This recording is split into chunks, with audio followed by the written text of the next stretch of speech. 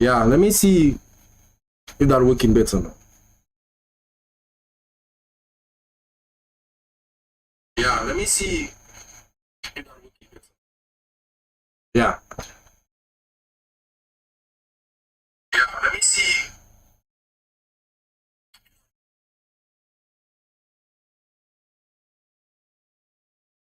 All right. Well,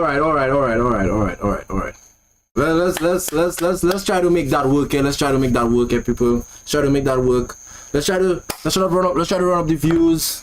Let's try to run up the views, cause I want to know who will be winning tonight. You get what I saying? I would like to know who winning tonight. Who will win?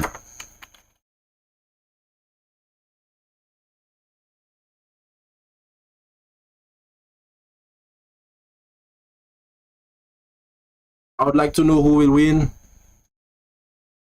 I would like to know who will win. I need some people to join the chat.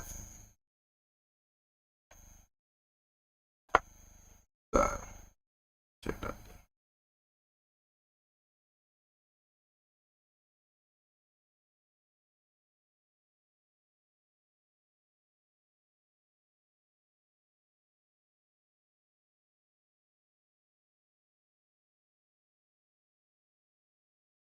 Who will win? Play some music, man. Play some music, yeah. Play some music. Play some music.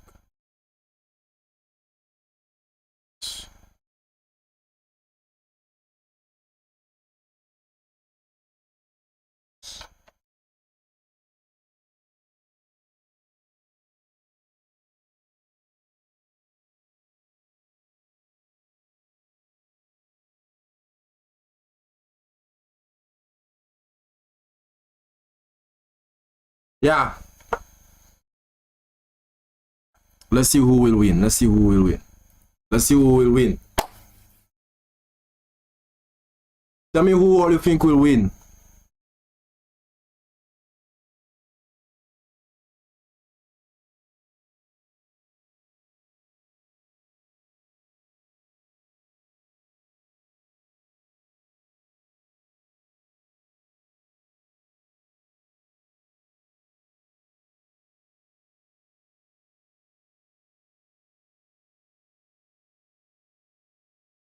Who will win? Let me play some music.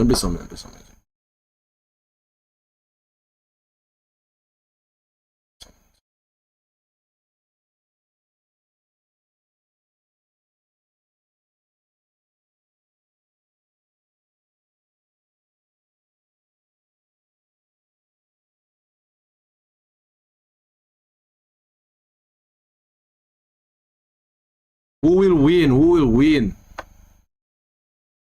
Play some music. Give me a second. Play some music. Play some music.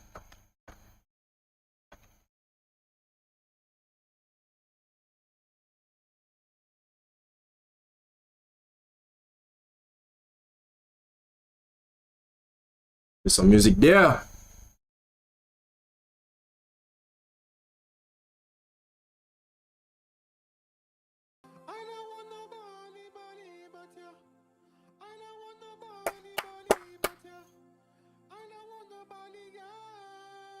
Yeah.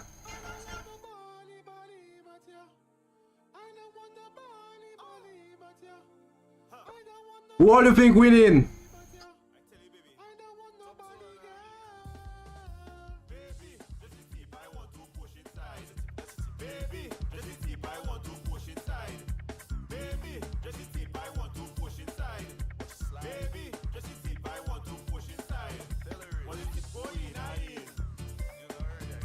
Positive going in.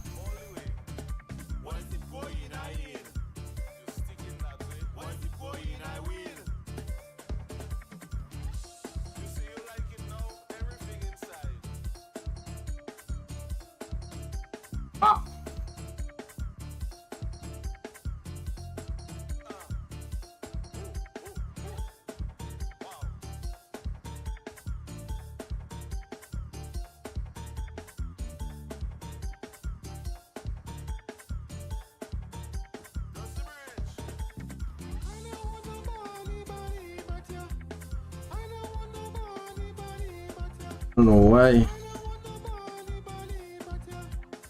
Do that.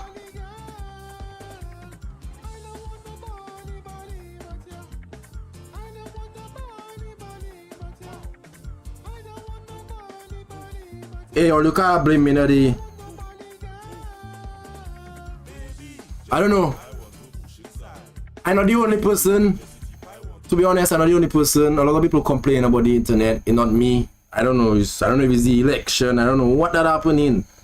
I don't know what it is that is happening. But the internet messing around. So I apologize. I apologize for everybody that, you know, maybe seeing me laggish and all kind of a thing. It's not me that wanted it so it ended up being. You check? So I want everybody to understand. Just give the video a little share ups.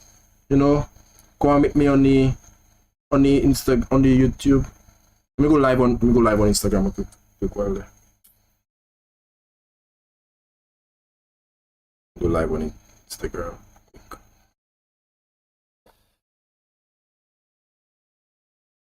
Woo, let's go live on Instagram, baby. See that? Even my Instagram saying pause due to poor connection. That's crazy.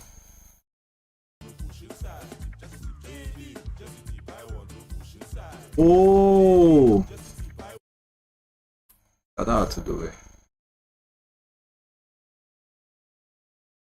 That had to do it.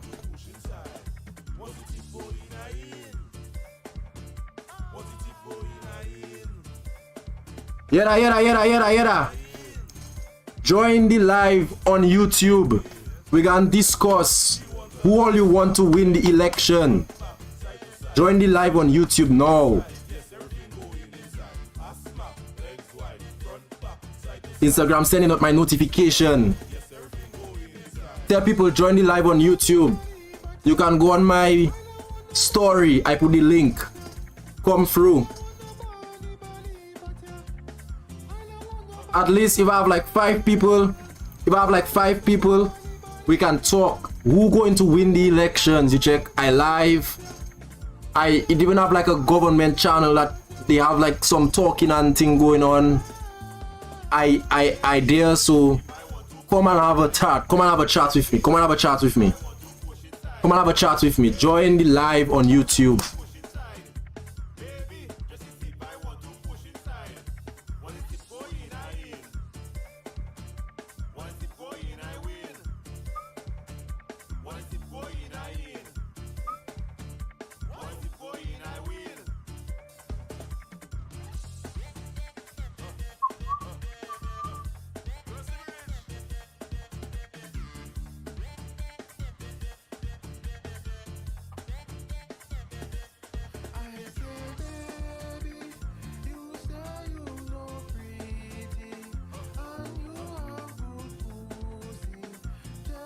I go live on Facebook too, man.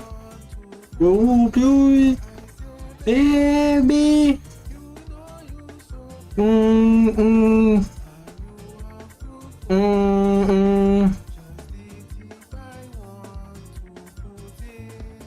Wow.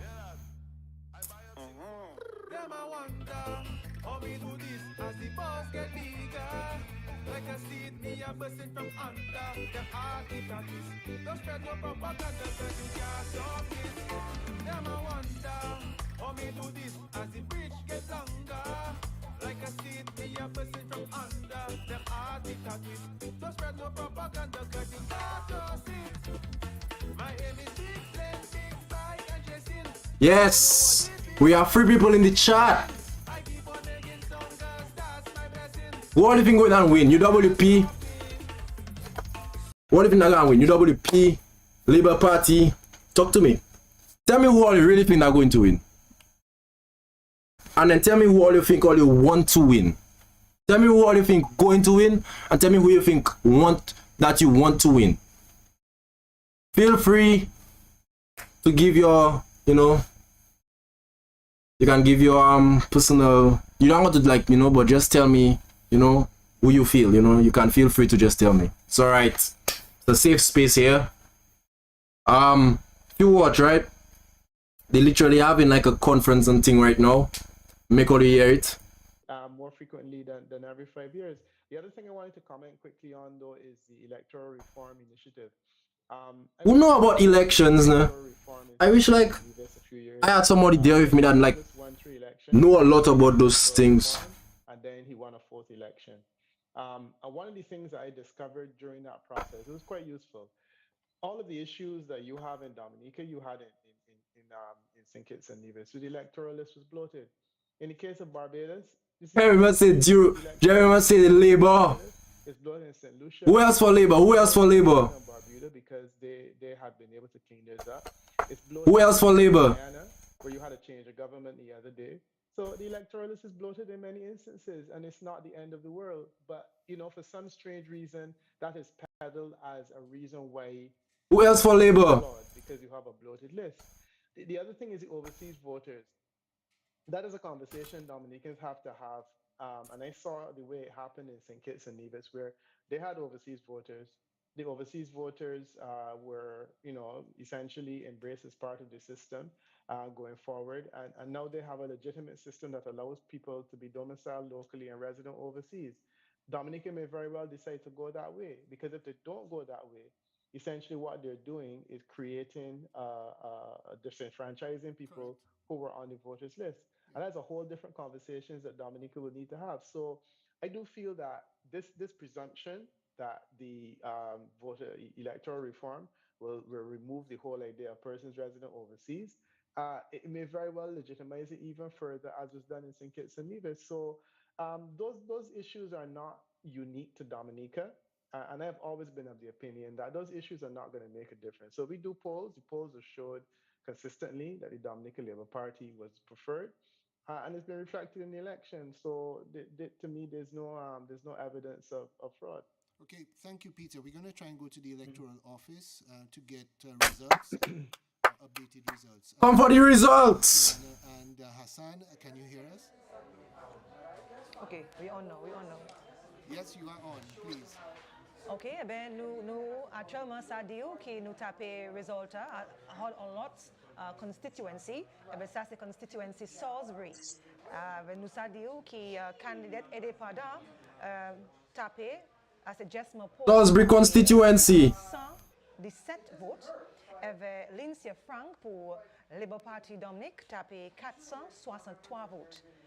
Dans constituency Salisbury, candidate indépendant gagné l'élection là et puis 617 votes. Jesma Paul avait Lindsay Frank pour Labour Party Dominic 463 votes. Hassan? Yes, like indicated before, Salisbury constituency independent candidate Jesma Paul got 617 votes. Lindsay Frank 463. Again, those numbers are 617 to Jesma Paul and 463 to Lindsay Frank. Back to main. Hold on. Parti Dominic tapé 463 votes. Dans constituency of Salisbury. Candidate indépendant gagné l'élection là et puis 617. Salisbury constituency independent candidate Jesma Paul got 617 votes. Lindsay Frank 463. Again, those numbers are 617 to Jesma Paul. 617 to what's the name? Jesma Paul, and 463 to Lindsay. And 463 to Lindsay Frank. Back to main studios. Thank you very much. So we have confirmation and the Salisbury votes. Pick up yourself, J767 one time. Who you think going to win? 866 votes versus 617 votes for Jesma Paul. Who you think going to win? PLP in 2019 got 534 votes from Nicole Esprit. In this case, they've gotten 463 votes. So it looks clear to us here that obviously UWP voters jumped on the bandwagon of Jesma Paul as an independent, and whether it was silently calculated behind the scenes or a disregard of the call to ignore the elections, it has validated the stance of having an election. It also seems that the Labour voters didn't turn out this time around to vote because fewer of them registered for Lindsay Frank. It may have been complacency. Maybe they were rope-a-doped by Rope-a-doped. the thought that the opposition or the independent candidate would not have gotten as much votes. And some of these are new candidates, and let's not discount the impact of the candidate as it relates to the turnout. Yeah. Because in some situations, you find, as we saw in Dr. Williams in La Plaine, the people were motivated to go and vote for her. In some constituencies where we saw a sharper drop by the Labour candidate, they still won. They were not that strong in the constituency. So that's also a factor, and it's not just, I think, the overall attrition because of this situation. Just checking with the electoral office. Have you got any updates? Kiwana, Hassan, have you guys got any updates?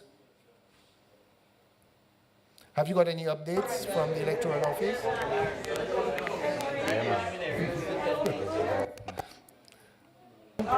Ask Dupe if you have anything official from Marigot. Yeah, no, we haven't got any updates. It's pretty active over there. But there's, Jared, please go ahead. if you launched a topic earlier, and Sam actually hinted on it, which is the issues, the issues other than legitimacy, etc., that surround this election. And our colleagues, Wickham and Kalisha, they seem to shy away from it because that question was tied towards Mr. Skerrit's tenure, remaining years. Well, I don't want to touch exactly on his remaining years, but the issue of the secondary issues, they are very important. Because one, of course, is the boycott. What could that mean for the United Workers' Party? We have to remember also there's the question of how does the Labour Party in government, we're assuming that they're going to form a government, how does this young team manage the portfolio that the Prime Minister has been detailing in the past few weeks? He is a leader who is, let's say, in his heyday, ready to retire, but he now has a very young, mostly young, mostly green, inexperienced team that has to deliver. So it is also going to be shaky grounds for the Labour Party. And I'm not sure the Labourites themselves are aware of that. Shaky grounds for workers, shaky grounds for TUD for sure, and all the independents who are coming in, but also for the Labour Party. And considering the fact that the Labour Party, statistically, should have plummeted in the last, in the last 2019. So sorry, we have got an update from Marigot, a final. We have an update from Marigot. Ahead of the electoral office themselves, but the numbers are for the Labour candidate, Gregory Revere. Dr. Gregory Revere. 384 votes. 384. Independent, 493 votes. Independent, 493. The trend continues. Whoa. That opposition strongholds, independent or not. Whoa. Whoa. The Dominica Labour Party. That is something else. I wanted to ask that, or I wanted to get the views of Calistro. 300 and something for Labour and 400 and something for an independent. Results so far from in Marigot. It's a final from Roseau North. Blanchard 398 votes, Boston 17 votes, and Nicholas 28 votes. That's Roseau North so far, so that's not a final. But Miriam Blanchard is the prospective candidate, is pretty far in front. So let's see how that goes. And the question I was going to ask is that, and that was really both for Dominica and for the region, is that the theme spoken to by the Prime Minister and the party in general was that a reset was needed for the Labour Party post-COVID. And in fact, it appears the representatives are getting younger, as you said, and with more women representing than ever before, I believe 10 women. Does this create any trends for elections in the future in Dominica and beyond in the region? That's a good question. Are we going to look at candidates, and bear in mind when this That's a good question. Prime Minister, he was the youngest in the world. He was 31 years old. But if you look at the overall age, the age is dropping and the representation is getting more female. That's Are we true. trending towards the Labour Party actually resetting towards the demographic quicker than the actual opposition does, which usually is not the case. Usually the opposition is the hungrier one, more willing to change. Yeah, I think what Labour has done in 2014 thereabout, but 2019, sorry, what the leader has done, I thought was very strategic. So I'm not too sure whether it is a trend, but I know it appears to me, from a Labour point of view, that it appears that it was a strategy to begin to bring in new blood, because essentially, if an organization Well, like a strategy. doesn't renew its energy, it's going to fail. And Labour has been in power for some years. The people are getting tired of. I living like that is a strategy. Like think about it. Like, you think like they put like women there just to get votes? You think like that could be like a strategy, like to be like, let's give, because remember, you know, there are so many movements around the world, right? That when people see in like a party giving women rights to be leader of their area or be pal rep or whatever, it's like it could be something that could be making people feel like, you know what, let's vote for them because they're giving women a chance. You get what I say? Like, you think that could really be a strategy? But maybe without that much experience. And it would be interesting to see what the Prime Minister does in terms of the naming of the cabinet. Because maybe there are some, right now, it's a time of an ambitious program, and maybe the Prime Minister may look outside. He's got some good representatives that won their seats and that can do work in the constituencies. But like his wife Melissa did, she didn't hold a portfolio as a minister. There may be a few others that don't, and there may be some persons outside that appointed senators and they're given some portfolios. So it'll be an interesting thing. It's a time for reset. You know, That makes sense. Interesting. That makes sense. I believe we've been updated that Alex Bruno has joined us from Team Unity. Alex, can you hear us? Team Unity. Please unmute, Alex. Yes, I'm here. I can hear you. Great. Welcome to this panel discussion on elections in Dominica, live. Are you? Welcome to my live. Clearly? Yes, I can hear you clearly. Okay, great. Well, thank you for joining us. What's your observation so far, Alex? I assume you're getting updates of the results so far. How based on what you felt Team Unity would do by stepping into the breach, how do you feel about the election so far, both for Team Unity and in general from a participation point of view? Well, very satisfied that we were actually part of the conversation. We are now part of the discussion. And we're looking forward to building from there. As we said as a team going into the election, that we believe there needs to be a new entry sport in terms of the conversation, political conversation on the island, that the usual rhetoric had gone stale on both sides to an extent, especially on the opposition side, and that there had to have been an injection of a new idea. So as a team, we think we would have accomplished that. I didn't think that we were going to win in any of the areas, but we gave it a good shot and votes casted for our team. And now, as I said before, we are part of this new conversation which should have started in Dominica's politics, especially in the opposition fraternity for at least the past decade. So that's what we represent. This new idea coming out of this election cycle. So Alex, just to follow on from this, I mean, you spoke about the opposition almost as one organic group, but you and your party have been targeted for criticism by the opposition on the basis that you participated as an opposition in what they considered a breakaway from the stated aim of boycotting. Do you feel vindicated now that your decision to take part has been vindicated by the numbers of participation in the election, or do you feel that you are going to have to continue defending yourself as something of a quisling or a turncoat to the opposition cause? Oh, no, not at all. We feel vindicated because as I said on regional media earlier today, that there were calls for boycott, but it seems as if those calls fell on their ears because this year we had a record number of candidates contesting. I think there were 49 altogether.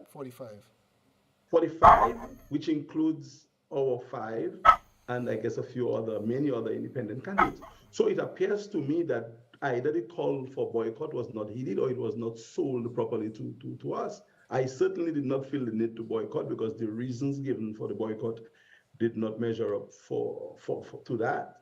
So I think, based on what we saw, the participation, that the calls for boycott did not quite work. And I certainly feel vindicated as one of the administrative head of a team that we were in the right direction. And I'm looking forward to, Kenny, for ongoing conversation. We want to speak to all sides, all parties involved in the political process of Dominica, everybody with interest.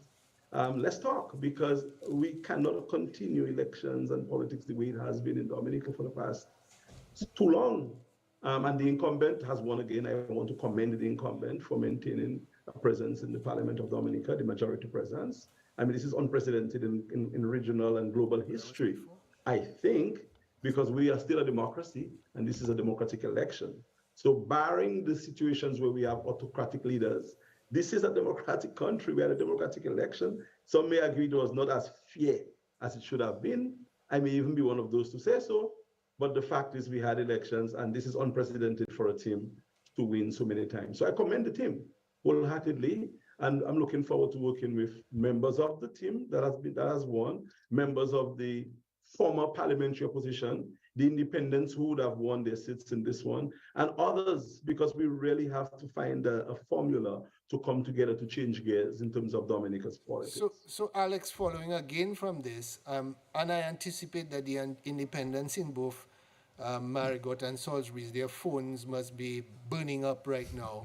Will you be one of those people reaching out to the independents in those constituencies to see if you can somehow get them to embrace team unity? Well, it would be nice if we could get a seat in parliament through one of those people who have been elected. It would be really good. I do not know whether that's going to happen because based on the preliminary, I don't think it would happen though. I've been hearing those. I feel like the fact that they go independent, yeah. I mean, you know. I feel like the fact that they went independent. Hold on. In those particular areas. So I feel like the fact that they went independent is like it was just to show like they're not trying to be like like labor workers. You get what I say? Like the fact that they went independent, you know. And I can even foresee whoever emerges as the leader of the opposition, somebody is going to be that this person may very well appoint senators who are favorable to the former incumbent opposition party in the Parliament of Dominica. Okay, that's what I think is going to happen. So sorry to cut in, and I'm going to come to you shortly, Peter. In Roseau South, we have a final. Skerrit Lockhart has 1,744 votes. 1,744.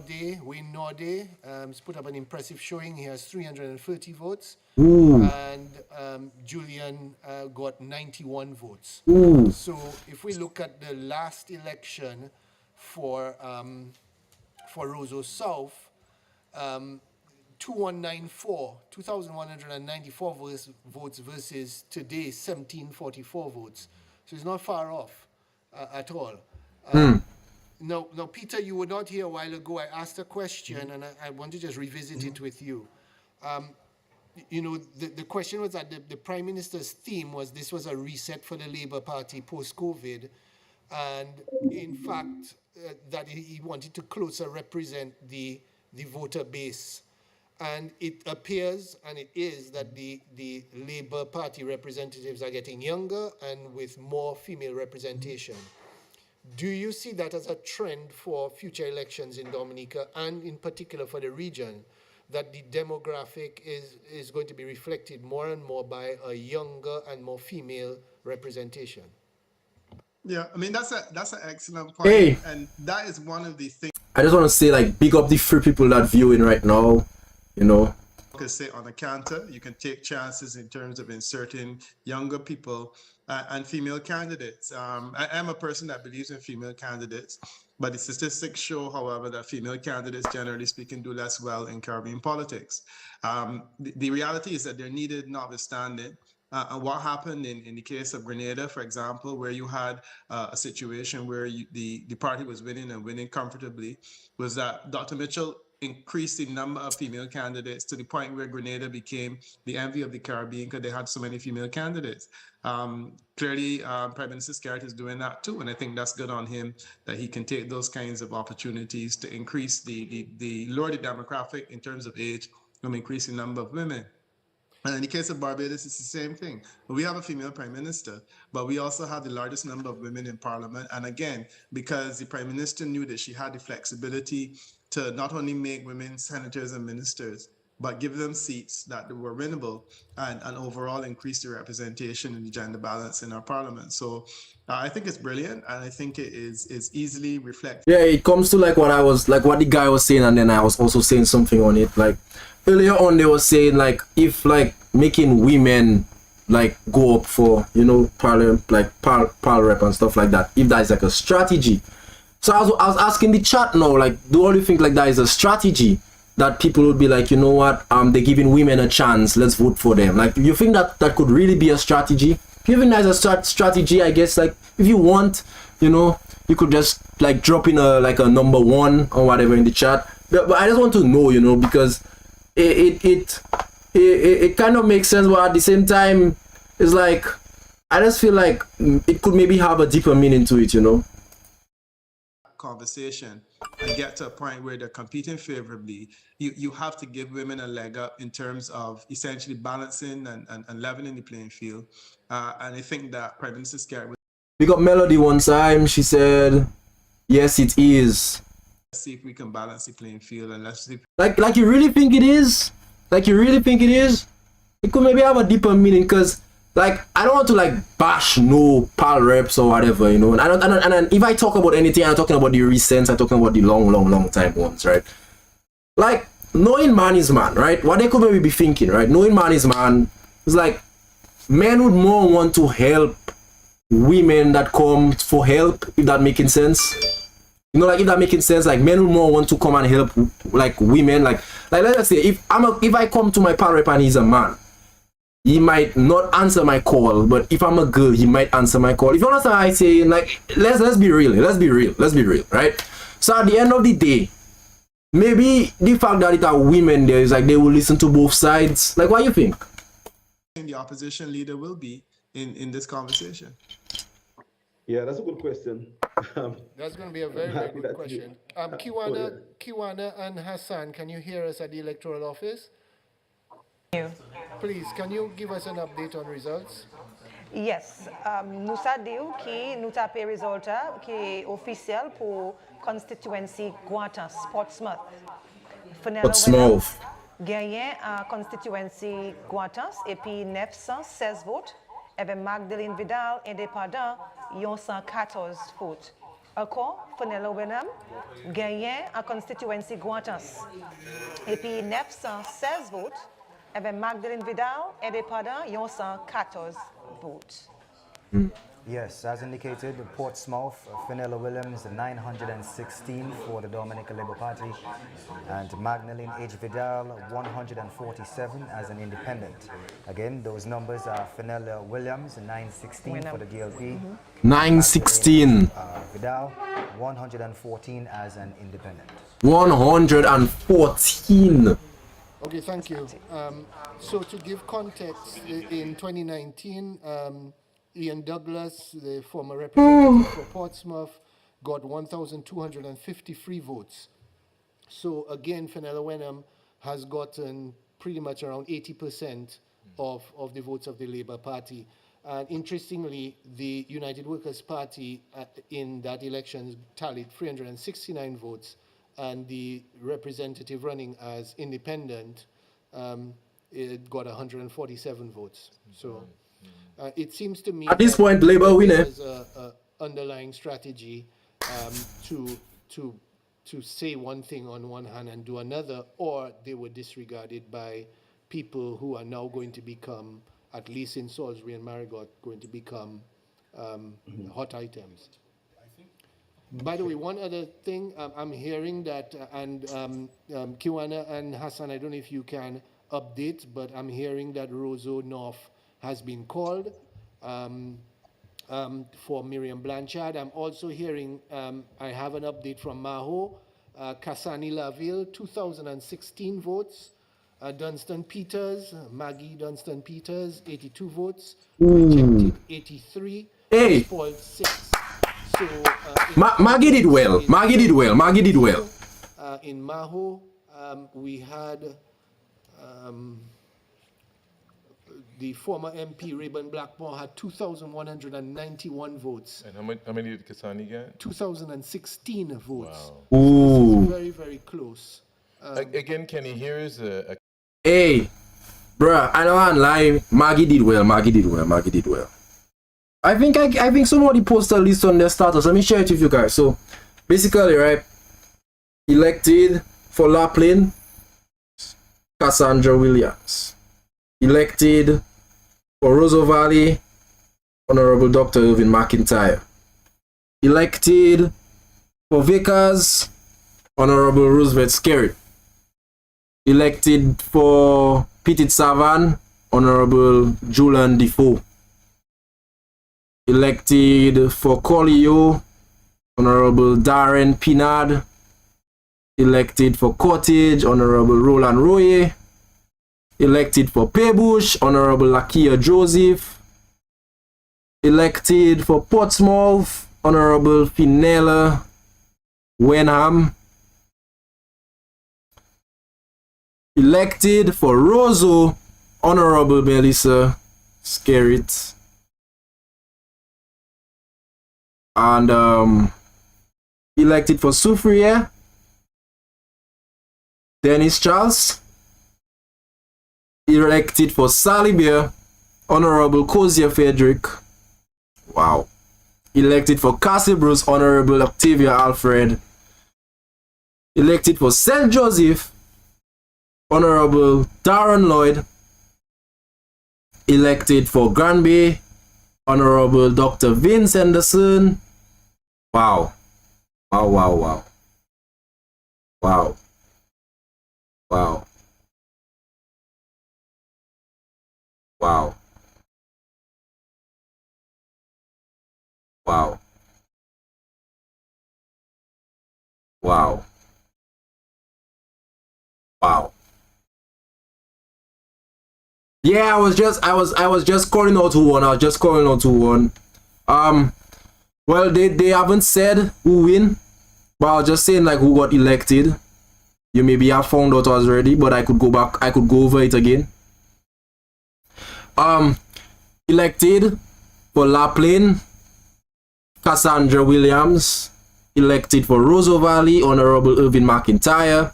Elected for Vickers, Honorable Roosevelt Skerrit. Elected for Petit Savan, Honorable Julian Defoe. Elected for Collio, Honorable Darren Pinard. Elected for Cottage, Honorable Roland Roye. Elected for Paybush, Honorable Lakia Joseph. Elected for Portsmouth, Honorable Finella Wenham. Elected for Roseau, Honorable Melissa Popon Skerrit. Elected for Soufriere, Honorable Dennis Charles. Elected for Salisbury, Honorable Cozier Frederick. Elected for Castlebruce, Honorable Octavia Alfred. Elected for St. Joseph, Honorable Darren Lloyd. And elected for Granby, Honorable Dr. Vince Henderson. Mau Constituency, Kasani Laville. For Mau Constituency, Kasani Laville. Confrontation as such. In fact, regional people are not confrontation in nature. We are not violent. We like to run our mouth. But when it comes to certain matters we don't like, the raga raga. So I think, Kenny, that's what's going to have to happen with people who are interested in taking on the incumbent. You really must get to the people, talk to the people, instead of shaming the people. Engage them, embrace them, and see what it is that you can do for them. Promise them the things that you can work with them with, and try to change the narrative until and unless the people in the opposition fraternity do that in Dominica, I think the incumbent machinery is going to continue to enjoy political prowess in Dominica. Another question I have is also, you know, I don't know if you see that a lot or you've seen that trend in other jurisdictions, both Callista and Peter, but Dominica sound system. When this is all said and done, I don't want to hear anybody crying about the country hard. Shake my head. Hey, that's your opinion, bro. Everybody free to their opinion. I'm not here picking sides. But hey, the people choose who they want to put. Yeah, you cannot change that. You cannot change the fact that the people choose who they want to put. I mean, it must be very difficult to poll long before elections, because you can never tell with Caribbean people. But is this something as a trend? Because this idea that you know, the government is unpopular and that they can only win by bringing in overseas voters is well, that's been smashed again, as we've said. We're getting results from Wesley. So far, Fidel Grant, the incumbent, 717 votes, and Roll, who is the independent, has 316 votes. So an impressive showing by the independent so far. You know, Kenny, the Marigot winner. I just want to say big up to the people. Recently. I just want to say big up to the people, like the independent people that got votes. Like, even if you didn't win, like the amount of people like they get voting for them is like, it shows that they you know, like they did a good job in doing their campaign. You get what I'm saying? After tonight, people may be looking at this situation a little different. Dominica sound system. They keep voting for the same people, then cry things not changing. Absolute madness. Well, the thing is, no, you check. The thing is, you can't say they're voting for the same people and absolute madness. Because I don't want to be biased. You get what I'm saying? Like, okay, but at the end of the day, it's like, if you don't want a certain party to be in power, then completely understandable.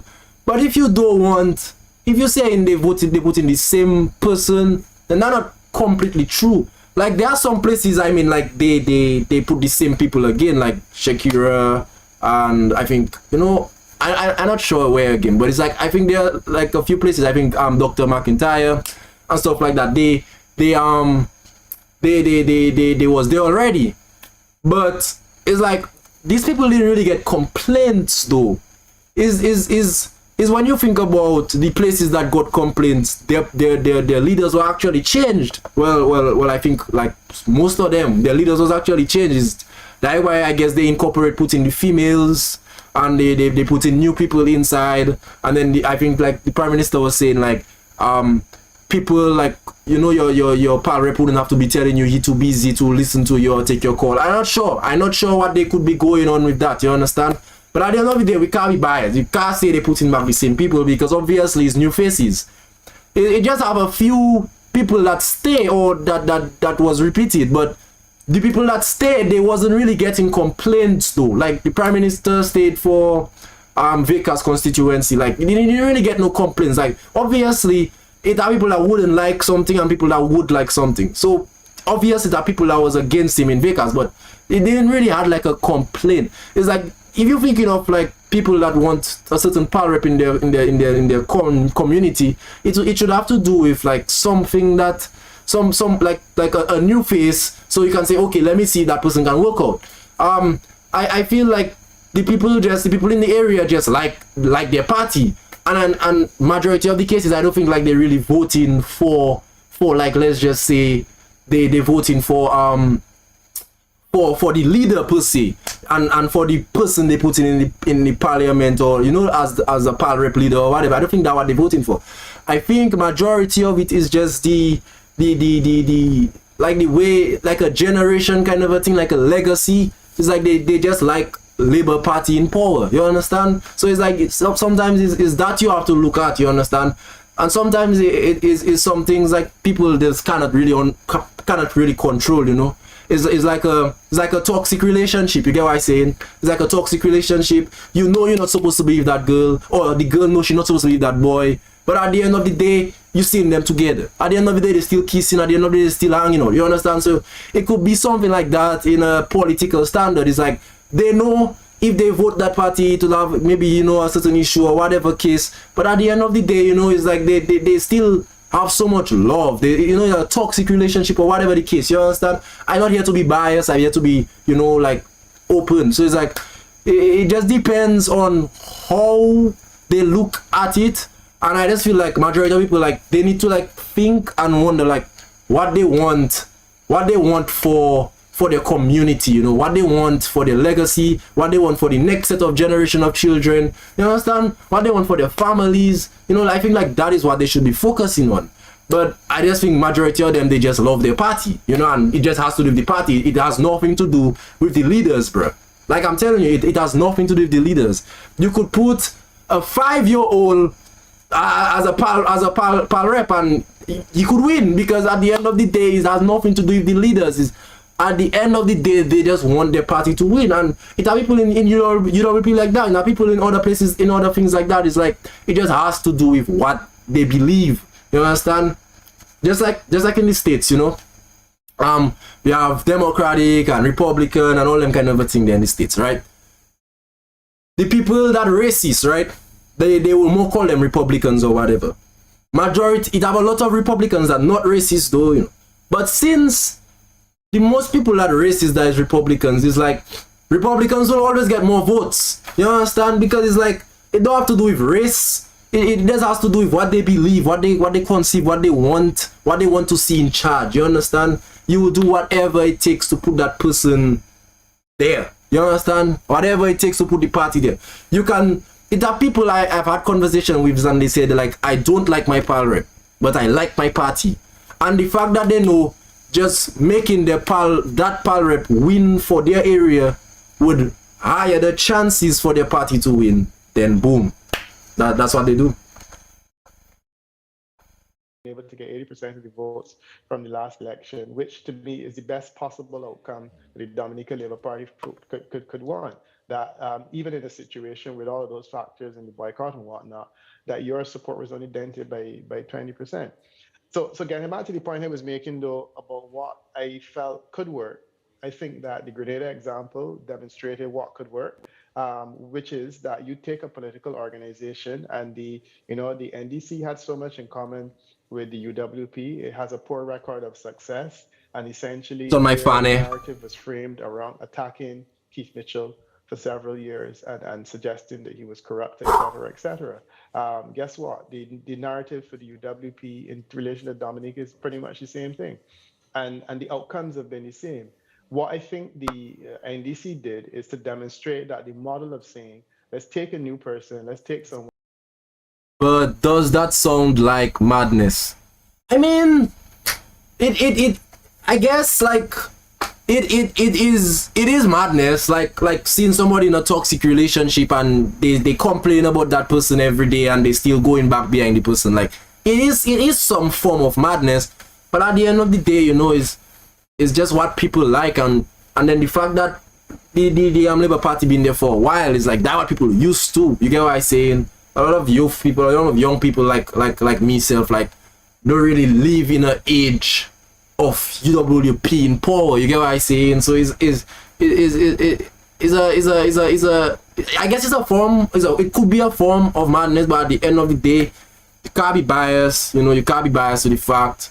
You know, sometimes if maybe UWP had that same mindset, they could have win a few seats. You understand? Because it's like a lot of Labour, a lot of people that vote in Labour, right? They maybe would be like, you know what, I like my party, and I don't care who that gonna be the pal rep, I can vote.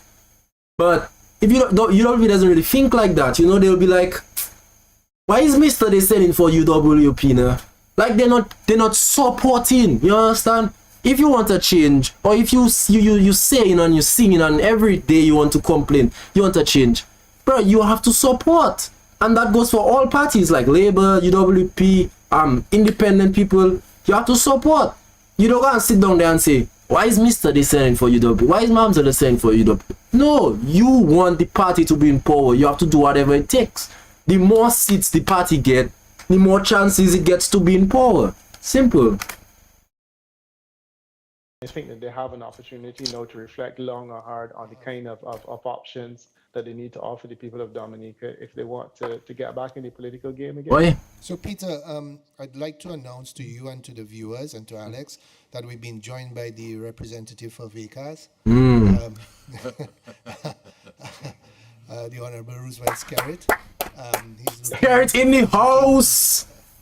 relatively happy. And so, Prime Minister, would you like to talk about your mood and the current state of play given? Well, thank you. Well, thank you for having me. And I first want to extend congratulations to the two candidates who won in Salisbury and Marigot. I think it clearly shows that the elections were credible and they were free and fair, and that the voters of Dominica exercised the right to vote, and they voted for candidates of their choosing. Right. And I also want to congratulate all of the candidates for the Dominica Labour Party.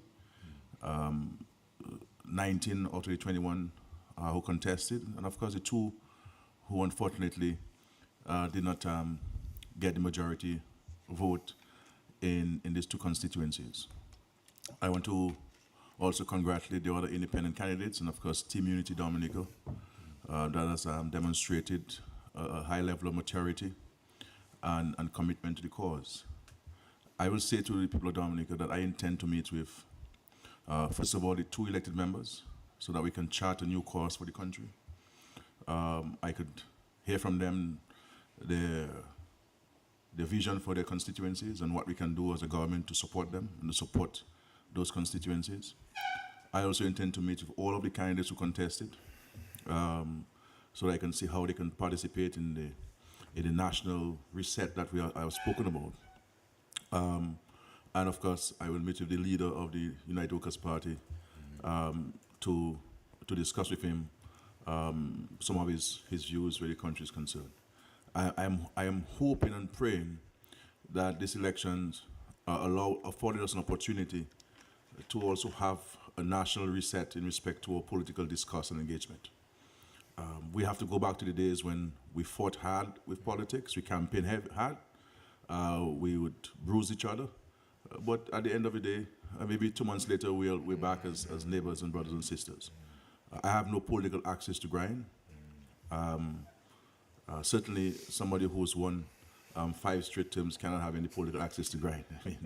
I mean, so I'm really hoping that we can change the atmosphere in the country where the political discussion is concerned. And so I want to commend all of the independents who contested and those of them who won. And I must say that I followed very keenly the independent candidates and of course Team Unity Dominica's candidates.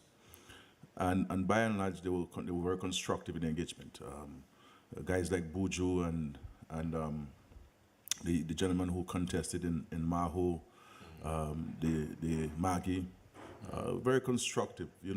Clearly it's almost a 360-degree turn to their previous engagements.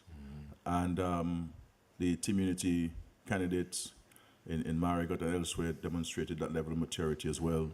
I have copies of their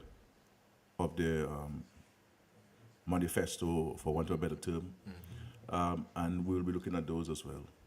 I also want to thank Peter. Peter has been our pollster for the last, certainly the 6 straight elections, and he has been our advisor on polling, and I can tell people that I believe in science, and I do not only utilize Peter for election projections, but also what's on the people's minds in Dominica, the policy focus of the government. So we conduct polls throughout the 5 years, not just during an election. And Peter has been engaged by the Labour Party over the last 6 elections. I also want publicly to thank Ashley Henry, who has been our strategist way back in the days of Rosie Douglas. since 1992. He has been an advisor to Rosie Douglas, then Pierre Charles, and myself for the last 5 street elections. He had gone into retirement, but he came back for a final one, but certainly there's no one in the Western Hemisphere who has a better understanding of politics and political strategy than Hartley Henry. I think he is an extraordinary regional resource, and I'm hoping that University of West Indies and other universities within the region can tap into his intellect and his political thoughts, so that we can build a new cadre of political strategists and political scientists in the region, because you need that. You need people who can understand human behavior, who can understand political behavior, who can That's true. advise on policies and various interventions where the economy and the social development of the country is concerned. And of course, we also want to commend and to thank my friend Charlie Jong, who has worked with us for the last several elections, and people like of course Charlie Jong, and we have others who have worked with us, and so we're very grateful for that. And of course, we have our local team of people who I rely on. The difference between myself and other political leaders is that I engage a wide cross-section of society, including those who do not support me, so I can pick their brain, and see how they're thinking, and so forth. But I'm hoping that this is a new page in our country's history. I know the issue that people have raised is the issue of electoral reform. I rather say it's the modernization of the electoral process, and which essentially are 2 fundamental issues. 1, national ID cards, and 2, the verification process to address issues of the large voters list, list of electors. So, Prime Minister, I want to just cut you for a second here. I want to ask you this because it fits in what you just said. The lack of bipartisanship has affected the political climate in Dominica, totally. Yeah.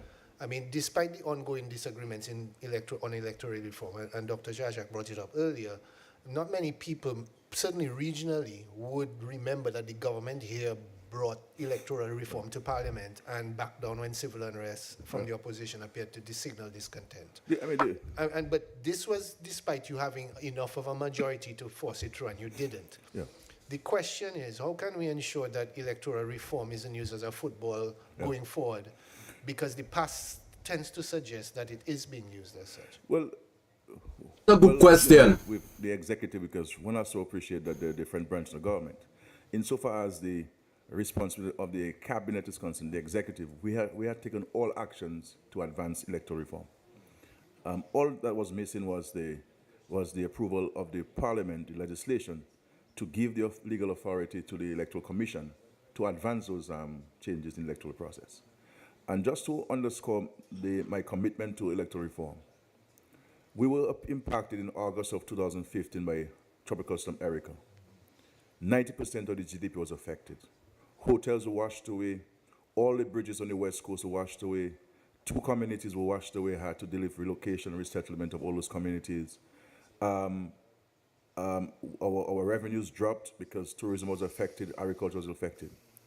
In early 2016, I provided the Electoral Commission with all of the resources they requested of me as Minister of Finance to advance the electoral reform process.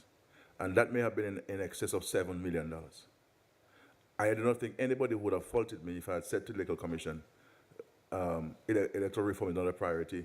I have to feed the people of Petite Savan and others, and people who lost their jobs in Daly and now playing with Jungle Bay, who have been washed away and so on. So this was a demonstration of extraordinary commitment. And also, I brought in the Commonwealth to review the legislation. They gave us a stamp of approval that it will meet the recommendations that they have made and others have made, and so forth. And I want to say, going forward, that I intend to have, and before this, people would have said, well, Skerrit, you had the majority in 2015. 2017, you had you had 15 seats out of the 21. But I felt that electoral reform and voting was too much of a fundamental issue for the government alone to be advancing it. That we need to have broad-based consensus on this issue, because so many people fought and died for the right to vote, and we wanted to ensure that nobody was disenfranchised in the process. I will say this time around that nobody's going to accuse me of not advancing the process. By Easter of next year, we will go to Parliament and pass the legislation. We will pass the legislation, and we will have consultations come January. I'm hoping to use the month of January to have consultations, all stakeholders, and let us come to a consensus. There cannot be unanimity on this point. Let's come to a consensus, and I can say to the Dominican public, I've already written to the Commonwealth, the OAS, and CARICOM, asking for technical support to review the report of Sir Dennis Byron to ensure that it captures what they would recommend, they have recommended to us that would meet international best practices. Once they give me the stamp of approval, from their point of view, and I've asked them to do so very quickly, when we engage in the various publics on this, come Easter, we will certainly pass legislation and start the process of the issuance of national ID cards, the verification process. What I would say to the people of Dominica, that we have, what the only caution I would put is this, that I do not believe that we should be disenfranchising the diaspora, Dominicans living overseas, from voting. And I'm not suggesting that those who are not on the list should get registered, but those who are currently on the list should be given an opportunity to get registered. The leader of the United Workers' Party lived in the diaspora. He just came back a few weeks ago, and he's the leader of the party. And so here it is. We have to maintain a level of seriousness in the discussion and not kick the can down the road. The reality is, and the sincerity of my heart and so on, I would have loved for this thing to be set aside, because the United Workers' Party used two things against me and the Labour Party. One, corruption, and two, electoral reform. They have stopped in large measure on the point of corruption, and they have stuck only to electoral reform. And it is in the Labour Party's interest to get this electoral reform set aside, because once you get the electoral reform set aside, then there's nothing else to talk about. Nothing else to talk about. So I would like for us to sign off on this, and so to that by Easter of next year, we would have concluded all aspects of it. And I made that commitment in my address at the St. Joseph rally last night, I believe. And so I will be engaging all stakeholders. So Alex Bruno, I'll certainly reach out to you as the leader advisor to Team Unity Dominica. And I really want to commend you publicly for the approach that you're taking. And this is the approach you should take, of constructive engagement, constructive dialogue. Well, we cannot disagree on everything. If the government is building a hotel that's going to create jobs, why should we try to destroy the hotel? If the government is supporting farmers to grow more food, why should we condemn this? If I'm building a bridge and you say, well, the bridge should be 3 lanes rather than 2, I can understand that. Yeah. But you say that the bridge is not important. When we can't get across the river, it doesn't help for constructive engagement. That makes sense. That makes sense. From me, you will see increasingly more broad-based engagement. But at the end of the day, people must come with clean hands, and they must not come with ulterior motives. They must come to the table with a genuine desire to advance in the national efforts towards our prosperity, our peace, and our progress. And we look forward to engaging all stakeholders. I accept this victory from the people of Dominica with the greatest sense of humility. This is an extraordinary confidence that the people have shown in us. The voter turnout, I believe, in all circumstances, was exceptional. And I want to say to people that the Labour Party did not facilitate anybody coming to Dominica to vote from overseas. Not one. We did not pay the ticket for one person to come to Dominica in these elections. And when you look at the numbers in Casa Casablanca increased the voter count from last election. You know, and so forth. Because my responsibility as the leader of the Labour Party is to bring out the Labour Party votes.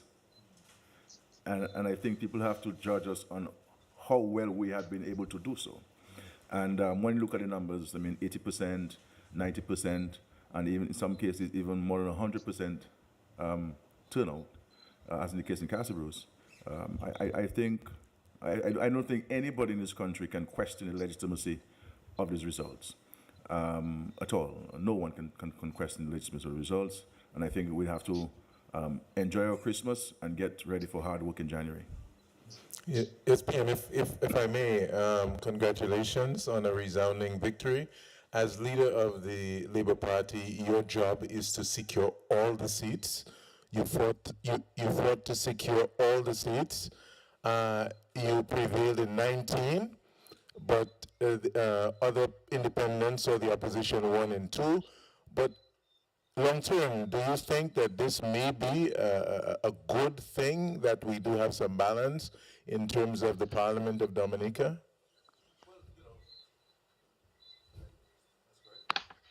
Well, you know, the Constitution provides for a party to win all seats, and we're looking forward to win all seats. I would welcome all seats in Parliament, and let it be the first political party and leader of a political party to have won all 21 seats. But we concede defeat in Marigot, and we concede defeat in Salisbury. The 2 independent candidates won. And we accept the results on the preliminary results. Tomorrow there'll be a final count. But from looking at the numbers, we lost in Marigot by 109 votes. We lost in Salisbury by over 100 votes. I mean, that's a decent margin. And both of our candidates made a valiant fight, and they fell short because the people exercised their franchise and decided they wanted the 2 independent candidates. And I think, you know, objectively speaking and seriously speaking, it is not bad for Dominica. I think it's a good thing that we can have opposition people in the Parliament, and to be able to bring a different side and to question and to provide oversight to the government. So I welcome them, and whatever guidance, whatever support that they will need, and this is what I'll offer to them, you know, because it doesn't have to be contentious, because they're going to need me to help in advancing some of the projects and programs in the constituency, which we will engage them on. But if we do not allow ourselves to enjoy some level of congeniality, to be able to speak to each other and so forth, then it's not going to help them or help their constituents. So it's important for them to not carry through what we've been subjected to for the last 13 years.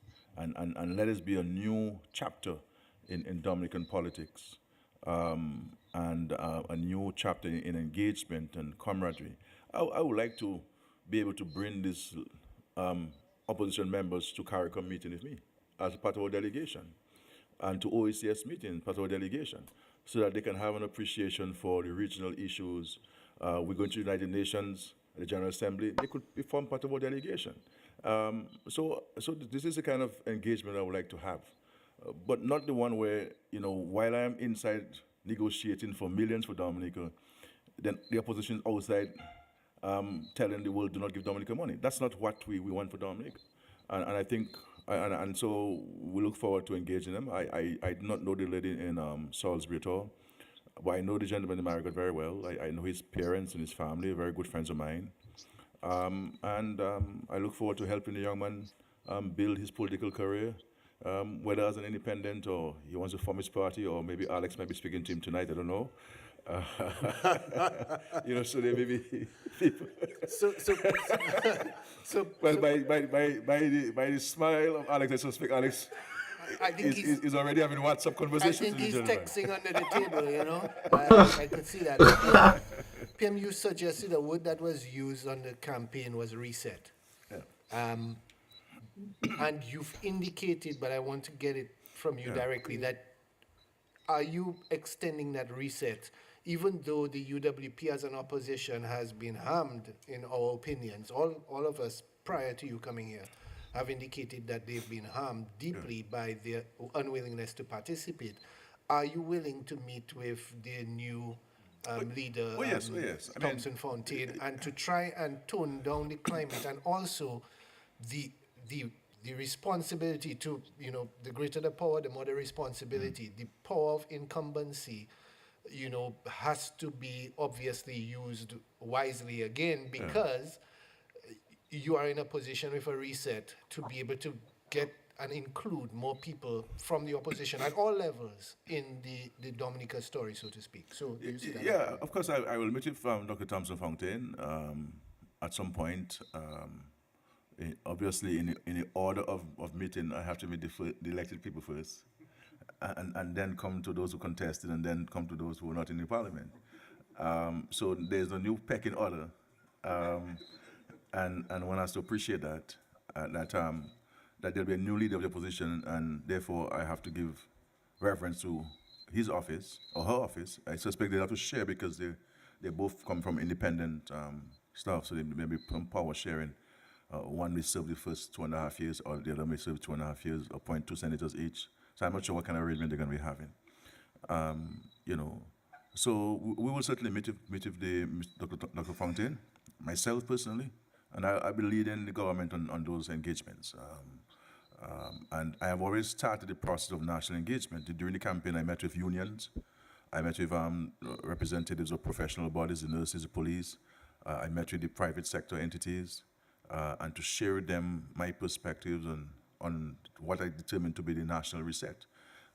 So, for example, in education, while we've made a lot of progress in addressing issues of access and etc., we have to now redefine and look at the curriculum differently, and to determine whether it is responding to our national imperative. So there'll be some paradigm shifts in terms of our education system, ensuring that we divert more resources to early childhood education, to ensure that every child in Dominica, irrespective of your economic circumstance, your social circumstance, you must have access to an early childhood institution, paid for by the state. And also technical vocational education is going to be catapulted to the top of the list in terms of government funding, because we build international airports. We have 5-star and 4-star hotels. We need to have the skill sets to sustain those investments. That you have a hotel, Sam. If you have some electrical issues, who do you call? Plumbing issues, who do you call? We build an international airport. There's some skill sets that we have. We're advancing heavily the digital economy, and we're seeing so many opportunities there. Just in 2 years during COVID, we have employed 271 young Dominicans with online work, earning on average $800 per week, and so we're seeking to expand this program to create more employment. The issue of trading in cybersecurity and artificial intelligence, coding. So there are a number of things that are going to create jobs for young people, because the reality is 800 US a week is crazy. So many young people to study, and young people want to dress nice. They want to dress pretty, and they want to do work that resembles and can accommodate that type of dress and so forth. And so we're going to create the opportunities for better paying jobs, more attractive jobs for young people. Because I went on some construction site in Dominica and I met some young engineers, and they're properly attired. So people, even if you're an engineer, you're on the field, people want to be able to look decent in the dressing and so forth, and the modernization of agriculture, seeking to reduce our food import bill and the whole issue of civics in school and more community engagement. So there's going to be a number of things we're going to do, and what I'm already started doing is to, at the end of the discussions or the consultations, I would like for us as a country to have a 15-year strategic plan for Dominica that all of us sign on to, and we can have an oversight entity, the private sector, civil society, the unions, the professional bodies, forming that task force, or that body that can oversee the implementation of the strategic plan for Dominica. And I already have a benefactor who has agreed to finance the drafting of that, using an international firm to assist us in drafting that strategic plan for Dominica. And so this is all part of the national reset.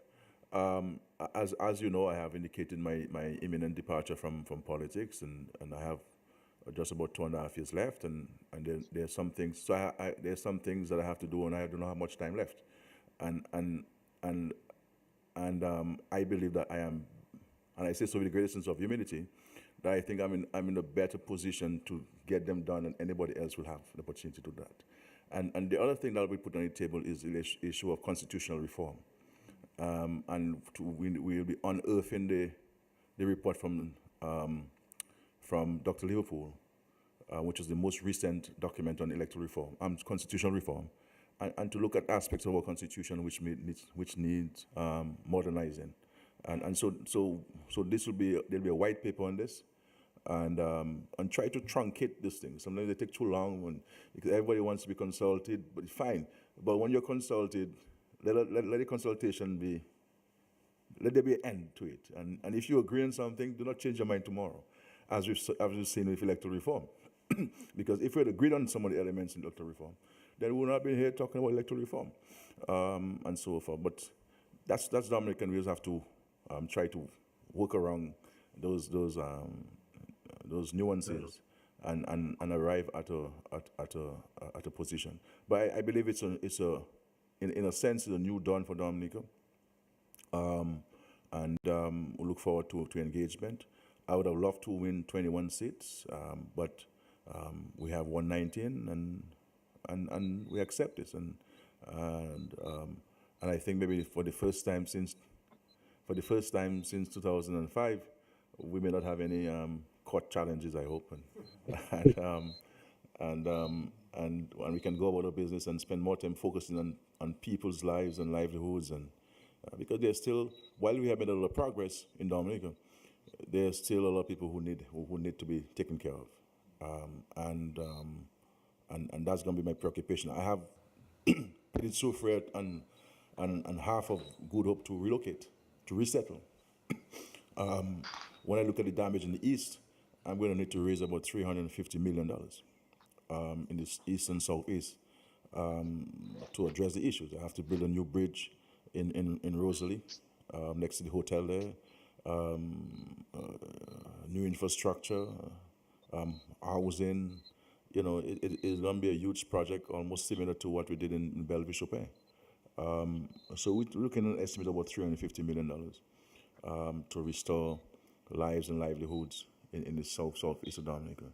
And when you look at the results in the Castle Bruce, I believe people recognize that the only party and leader who could deliver to them those things, the Labour Party. This is why you saw an increase in the vote count in Castle Bruce. People recognizing that it is that Labour is still the best choice, and you can say what you want, but it's safer if Labour, especially if you're having difficulties. So we look forward to that, and tomorrow is going to be a brand new day for Dominica, and as early as Friday, I will meet with the two elected opposition people, independent people, so that can share them certain perspectives and put the state resources at their disposal to assist them in finding their way through Parliament.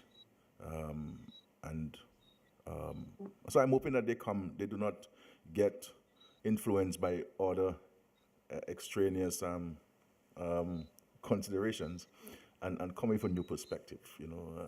So we'll have to wait and see.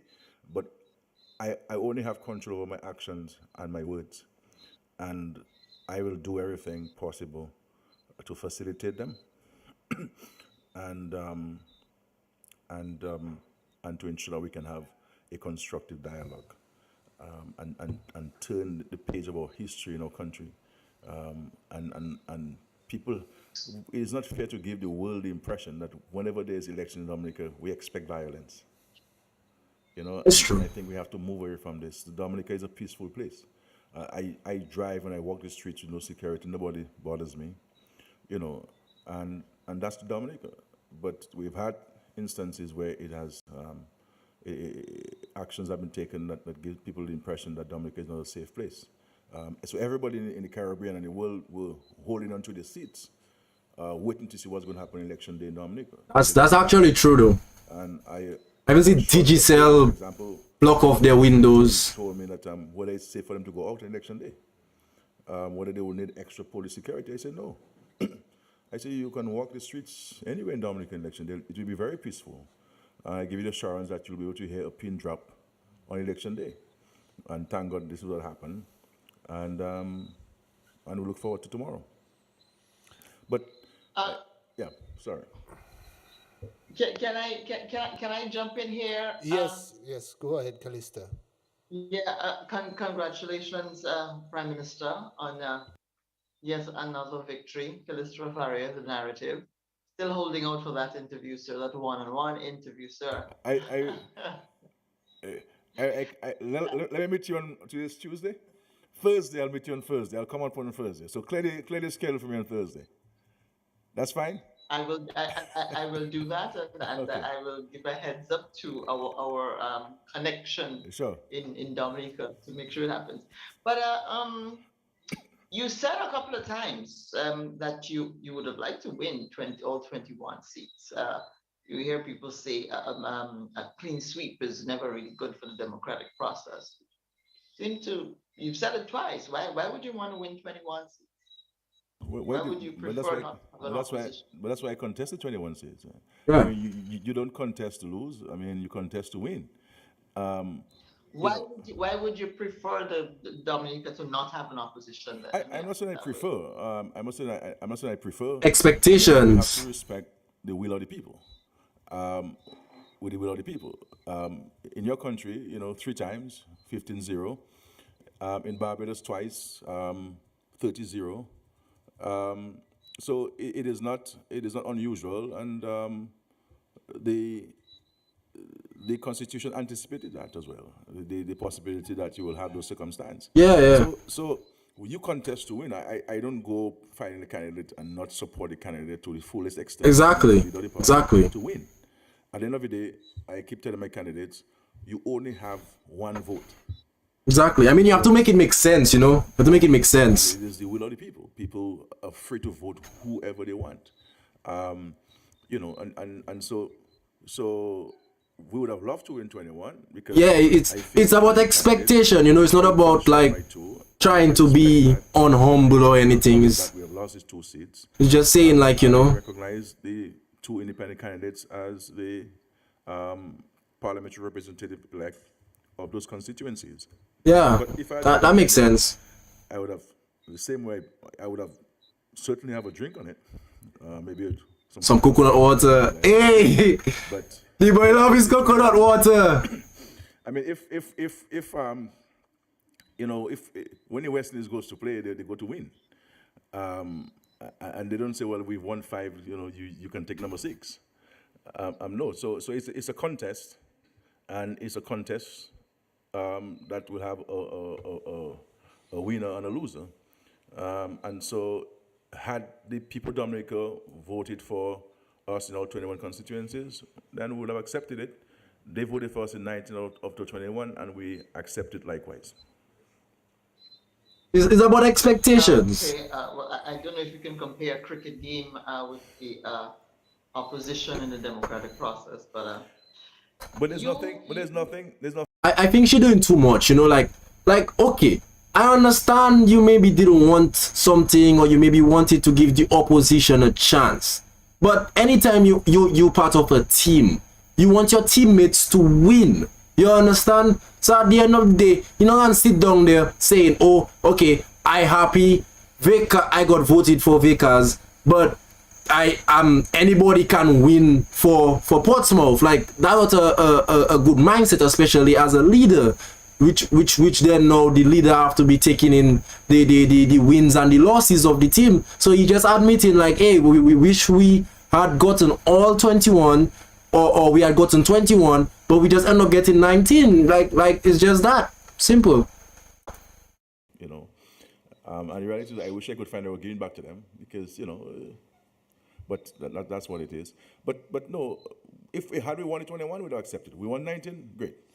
We won 18 last time, we accepted it. We won 15 the time before that, we accepted it. We won 18 the time before that, we accepted it. So we accept the will of the people. And this is what it is.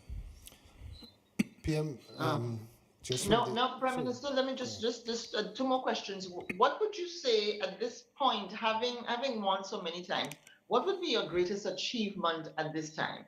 And if you did not accomplish anything else for the next 2.5 years, and I spoke to you 2.5 years from now, and I asked you, what is your greatest legacy? What would your response be? The truth is that, I don't preoccupy myself with legacy. I am at the service of the people of Dominica. And I try to do good to the country and to the citizens as best I can with the resources that I have. So I don't go watching myself in the mirror and saying, I have this legacy or that legacy.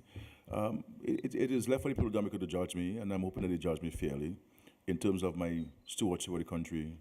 And one has to take that in the context of the fact that I have been exposed to so many exogenous shocks and natural disasters, the pandemic, and what we have done to overcome those and to surmount those challenges, and where we are as a country, and the respect which Dominica now has in the international community, which it did not possess prior to me becoming the Prime Minister of the country.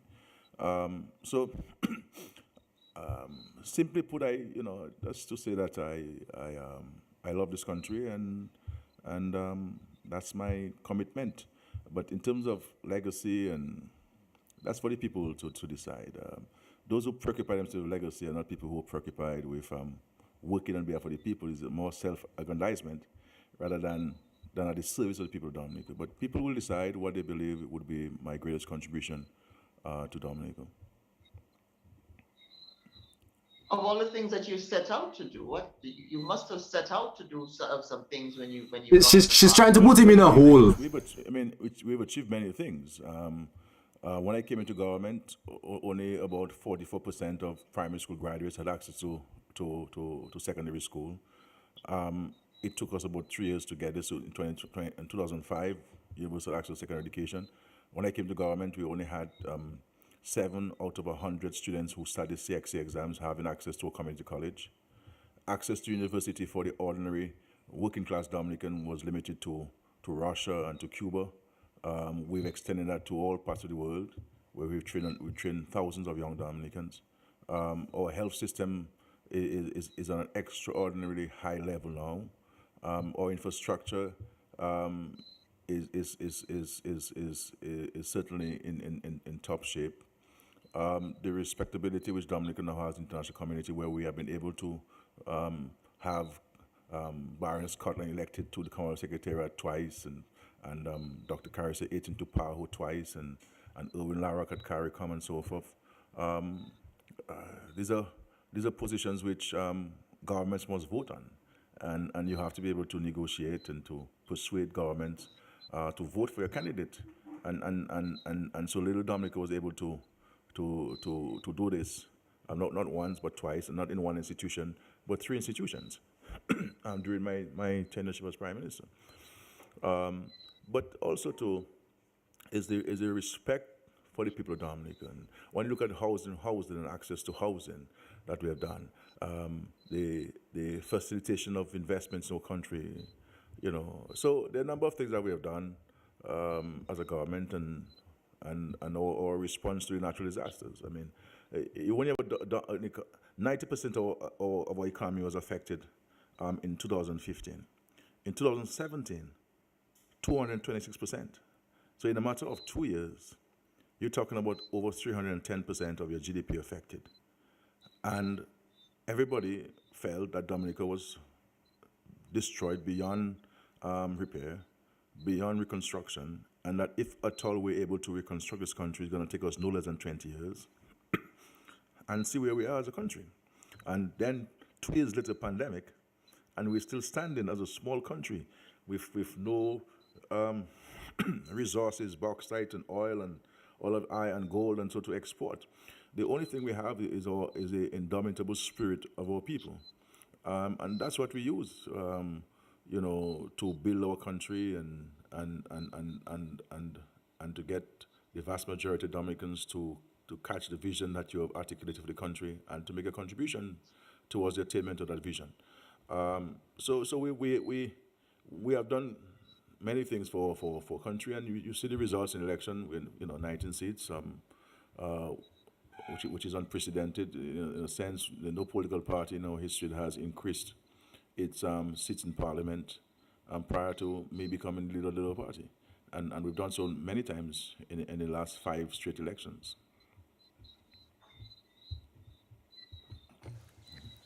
PM, now that you're getting to the point of you've basically stated that you're going to be departing from the political scene in what, 2.5 years. I know you said before you're not concerned about your legacy, but there are a number of things that have to be done. Does that mean that, given that you have a short time left, that more is going to be accomplished in those 2.5 years than in most small spreads of that same kind of timeline, because there's a lot to be done? We one of the major projects we have is international airport. You will see us pushing heavily on this airport. We expect it to be completed at the end of 2026. It's an important project for us that will help in the continued transformation of Dominica. Dominica is becoming a destination that is sought after. We have the hotel rooms, we have the facilities, we have the attractions. Our challenge has always been air access. So we're pushing this heavily. So the number of areas that we have to deal with, Marina, Newport, Modern Port. So the number of things that we're going to push, and certainly we're going to be accelerating a number of them. And this is why I'm hoping, and a lot of our ability to achieve a lot of things will depend on the Dominican public. What is going to be our contribution? Are we just going to sit on the fence and criticize, or are we going to come and work and join forces with the government? Set aside our petty partisan differences. Religious leaders must preach the word and not preach politics. Unions must ensure that not only a better wage for your workers, but productivity is maintained. Teachers must teach our students and ensure that every child succeeds. If we have doctors on call and we pay you on call at the hospital, you have to come out and serve the public. So every one of us must be more diligent in the country. And it's going to require some level of introspection from each of us in the society, but also peer review. We have to call out people when they're not performing. We have to move away from this notion that we blame one person called a prime minister for everything that goes wrong in the country. It has become so absurd that people blame me for even the rain that falls. And we have to get people to account. Blaming you for the rain is crazy. To patch the roads, you can't blame me. The person did not do a good job. We need to tell it. And if children don't pass an exam, you can't hold me responsible. My function is to provide the resources, to provide the school, provide the teaching tools and teacher. It is up to the teachers and the parents to ensure that the children learn, the children do well. If we are paying doctors and they don't show up, we have to hold the doctor accountable. Unless we start holding people accountable in the various stations, we will not see the kind of progress and the changing of attitude that we want to see in our country. And so it's going to be we're going to need to have a lot of fireside conversations in the country. So, PM, should we expect to see a more, so to say, robust administrative style on your part with respect to ministers and people in government offices and other people getting the job done now? As you've expressed, you can only do so much as the manager. Other people are you only have 2.5 years. Are you going to be tightening up the screws? Oh, yes. It's ridiculous that people write to government and get no acknowledgement of the letter, far more a response. This has to stop. And so I'm going to put greater responsibility on the part of the permanent secretaries to ensure that if members of the public write to us as a government, we have a duty first to acknowledge it and a duty to explore the concern of the person. People can't write to us and years later there's no communication. And ministers are going to have to be more diligent and more engaged on the public. We can't have a minister in a cabinet who hasn't communicated to the public in a year or 6 months. You have to report to the public what are you doing in that ministry. And likewise, parliamentary representation. People vote for you if the expectation that you will make their lives better. True. And you may not be able to make everybody's life better at the same time, but we have to make time for the people. And there's absolutely no reason why ministers don't make time for the people and parliamentary reps, because I'm supposed to be the busiest person in the government, but I make time for people. I see 150 people, 200 people in one day, myself, one-on-one. I'm not telling the minister to see 200 people because everybody has a different personality, but make time for the people. And because we have to get people to be part of the process, be part of the process, engage people, be sincere with people, don't make promises you cannot keep, so that you can get rid of them. And I am going to be very clear with the ministers, that they have to be diligent. And none of them is indispensable. Right. None of them, they're all hearing me. I am not going to accept foolishness from anybody. This is a difficult time, and it requires diligence and discipline from every single person. That's true. Public servants and the cabinet, we have to display a greater level of professionalism and commitment to the job. This thing of coming to meetings late and so on, we have to stop those things. A minister should not come to a function late. The president is there and ministers walking, and we've as if it's a badge of honor to come to a function late. We have to step up the game in the country, and that is part of, and public servants and everybody have to be more diligent. That's part of my frustration in this country, that people don't seem to want to take their roles seriously, and with a certain level of dispatch, and we can't work 8 to 4. The Bible warns us about sleeping. It says, I believe, that he who is a lover of sleep, poverty shall visit you. So we can have a rest, but you can't be sleeping. We can't work 8 hours a day. What happens to the 16? What happens to the 16? 8 hours a day. What do you expect to earn 8 hours a day? So all of these things that we have to change our attitudes to, if we're to get, because they say time is money, and if we're to get to the level that we're going to get. So, yeah. PM, I'd like to find out from Alex Bruno if he has any questions for you. Alex? Yeah, well, not necessarily. I just wanted to commend him, as I did earlier, congratulate him and his team for an. I think, personally, from what I hear the Prime Minister say, is like I say, I'm not here to be biased. I'm a person I'm a reactor. You get what I'm saying? And how I looking at it is he is like what he say, it making sense, you will put certain people in positions to be your pal rep leader or whatever, but it's can't really blame him though for what they do, you understand? Because a lot of time it's just the person that they're on is what they end up doing, you understand?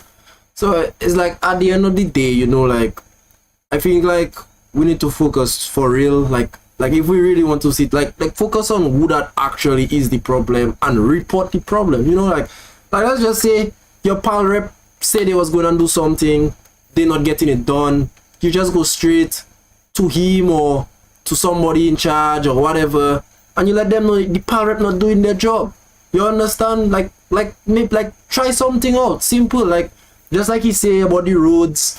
If you feel the roads just getting blocked for a certain amount of time, like I said, I'm not being biased, bro. I know for a fact roads just fix and 2 days after or whatever. I understand, but what I'm saying is the people that doing the roads, those are the people you need to tell hey, do the road properly. You get what I'm saying? I guess at the end of the day, or if they don't have a certain material they need for it to last longer, send a invoice or whatever, and make that be shipped down to Dominica or whatever they need to get, and that can be done like very easily. You understand? But it's like if we just sit down there and we just like blame him for everything, like you're not really doing nothing really we just talk about, you know, because most likely you have people under him and stuff like that. So what he maybe meant taking care of is like the bigger things, but it's like he have people under him to do those things, and they put power reps in those positions to help all you. So go to your power. If your power not doing what your power rep not supposed to do, go to somebody higher in charge and let them know your power rep not doing their job.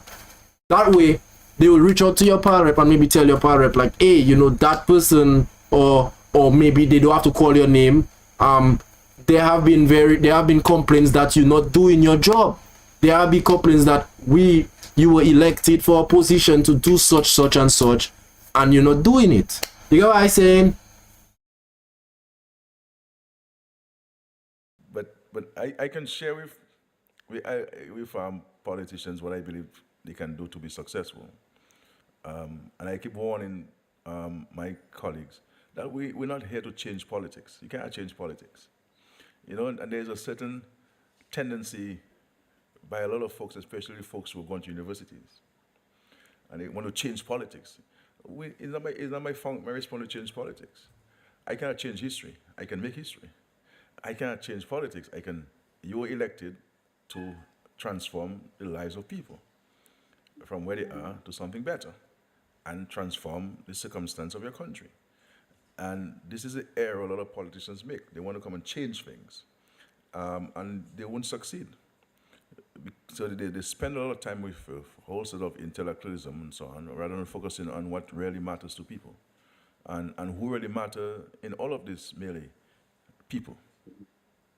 Because what the PM is saying is quite telling, Kenny, and Peter could bear me witness to that while the issue of reform is vexing and loud, that's not the major issue in Dominicans' minds. The major issue that Dominicans actually are concerned with right now is money, jobs, and the economy. The second major issue is housing, concerns in terms of taking care of the families, housing their family. And the third major issue, based on our findings, happens to do with education and reform, not just electoral reform, but general reform of our systems in society. So yes, we are aware that this electoral reform matter has been partisan. Dominica is aware of it by now, but in terms of the bread and butter, what Dominicans are concerned with when we travel the length and breadth of the island, are these three major objectives. And if we can satisfy the people's needs, if we can at least appease them and say, look, that's what we're planning to do, here's a program we have in place to actually meet and address your needs, I think that will work well. And the party that does it best is the party that will continue to do well in the present situations. Alex, there appears to be some validity and reliability on your polls, eh? There's always been, Mr. Prime Minister.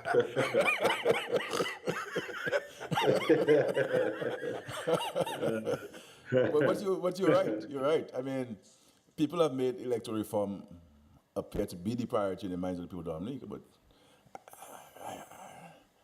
I mean, nobody comes to me and tell me, Skerrit, what you doing about electoral reform?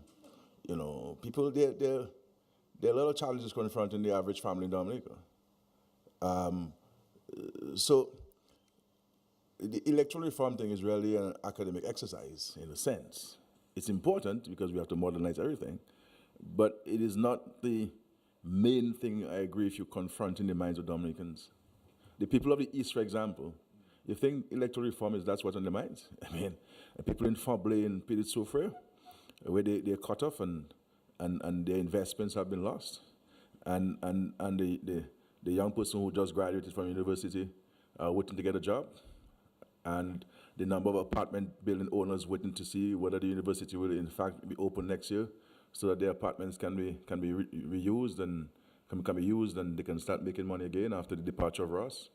But there are some things that we have to do because it's all part of the construct, and we have to do it.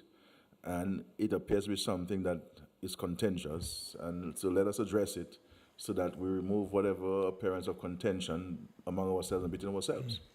PM, do you wish to commend, I bet you do, the Dominican people for the peacefulness? Because I can tell you as a hotelier, and you may be aware. I was trying to remember where I know him from. We have 3 major groups Jungle Bay. of international celebrities on island, and I personally have been very nervous walking on eggshells, hoping that we didn't have an 2019 scenario, because my God, it would have been the worst thing in terms of publicity. But Dominicans basically, notwithstanding, there were people very upset, and you can't discount the reasons for their being upset. People did maintain order, even the candlelight vigil that the UWP had last night. So I think, if you want to speak to that. So, I mean, we have the majority of Dominicans are mature people, and I think sometimes we allow a small faction to be highlighted, right, rather than the larger part of Dominica that are really lovely people. Like, for example, America. Right. That makes sense. I tell people I've never been disrespected in Marriott, and I walk the streets of Marriott. I go to meetings there and so on. These are respectable people. But if you ask the average Dominican about Marriott, most Dominicans wouldn't want to go to Marriott because of what some have their experience. Yeah. Likewise, Salisbury. If Salisbury people do not stand up and change people's perception of Salisbury, it will be like Grand Bay back in the 80s and the 90s. So they have to change it, because otherwise they're going to suffer economically and socially, because the average person won't want to go to Salisbury. So they have to, the leaders down there, the church leaders and the community leaders must recognize that this cannot be looked at purely from a partisan standpoint. What kind of community you want your children to grow up in? And when you grow older and you have your walking stick, and you live alone as a senior citizen, what kind of society you want to live in? Because the very same people who you're encouraging to throw stones and to burn tires, they will come and rob you. They will vandalize your homes, because that's what you taught them. And so I'm hoping that the new PAL rep will engage in community consultations, and because Salisbury has some bright people, some of the smartest people in Dominica come from Salisbury, but we allow the community to allow the skirmishes to overshadow hardworking people who built huge homes for themselves and with a cutlass, send their children to school with a cutlass,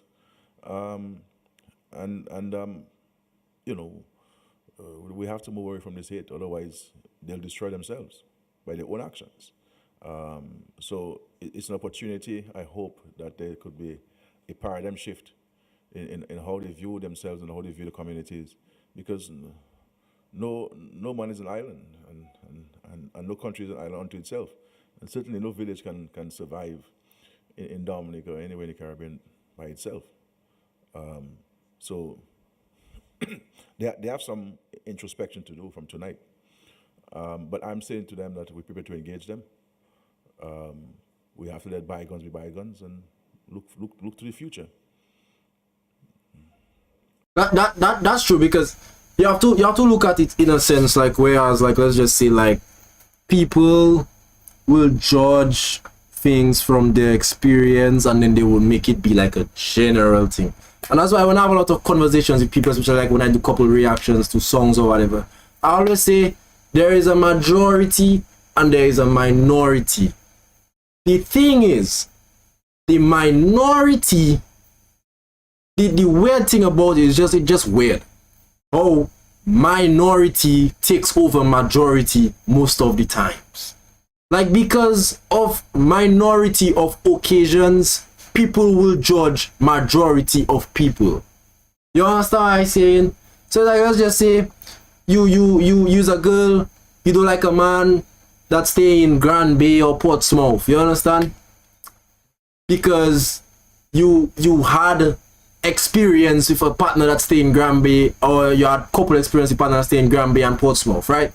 And now your head is now majority of man that behaving so, but it is not. It's just your experience you judging, and you're saying everybody else. So it's like what you're basically saying is like a lot of people there's like give themselves bad names and stuff like that, and is the small set that just end up doing the worst of things, that just end up making things now look like that is a bad place to be.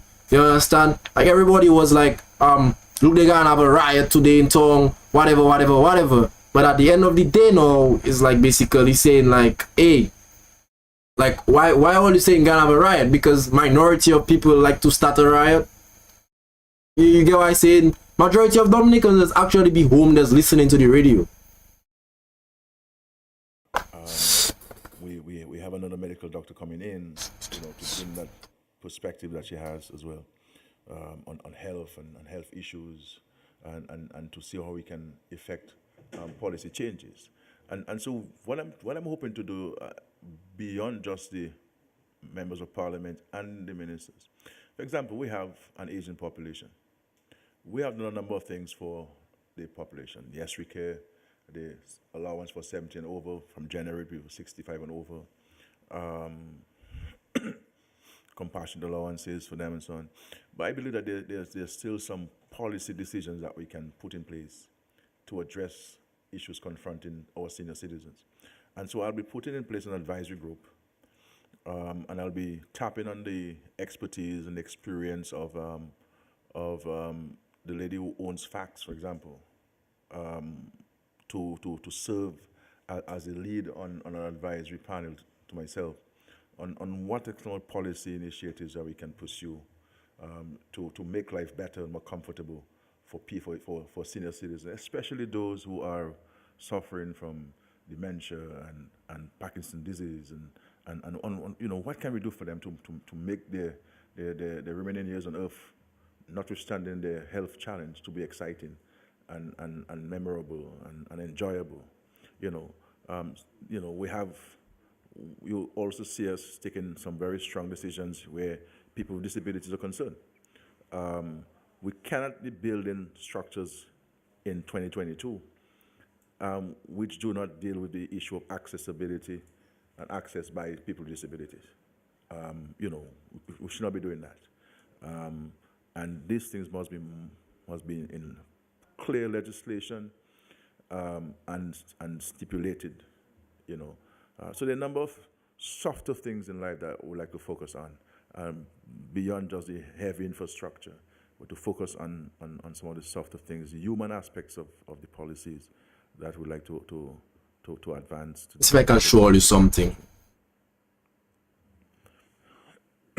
Great. And another question for you is, I hate to harp on the election process itself, but do you feel that the aspersions about the integrity of the electoral process have been somewhat dispelled by this election and the behavior, not just of Dominicans, but the fact that there is a link always made between electoral reform and the fairness and freeness of elections? I mean, putting all partisanship aside, I believe it is disingenuous on the part of any Dominican to be of the view that our elections are not free and fair.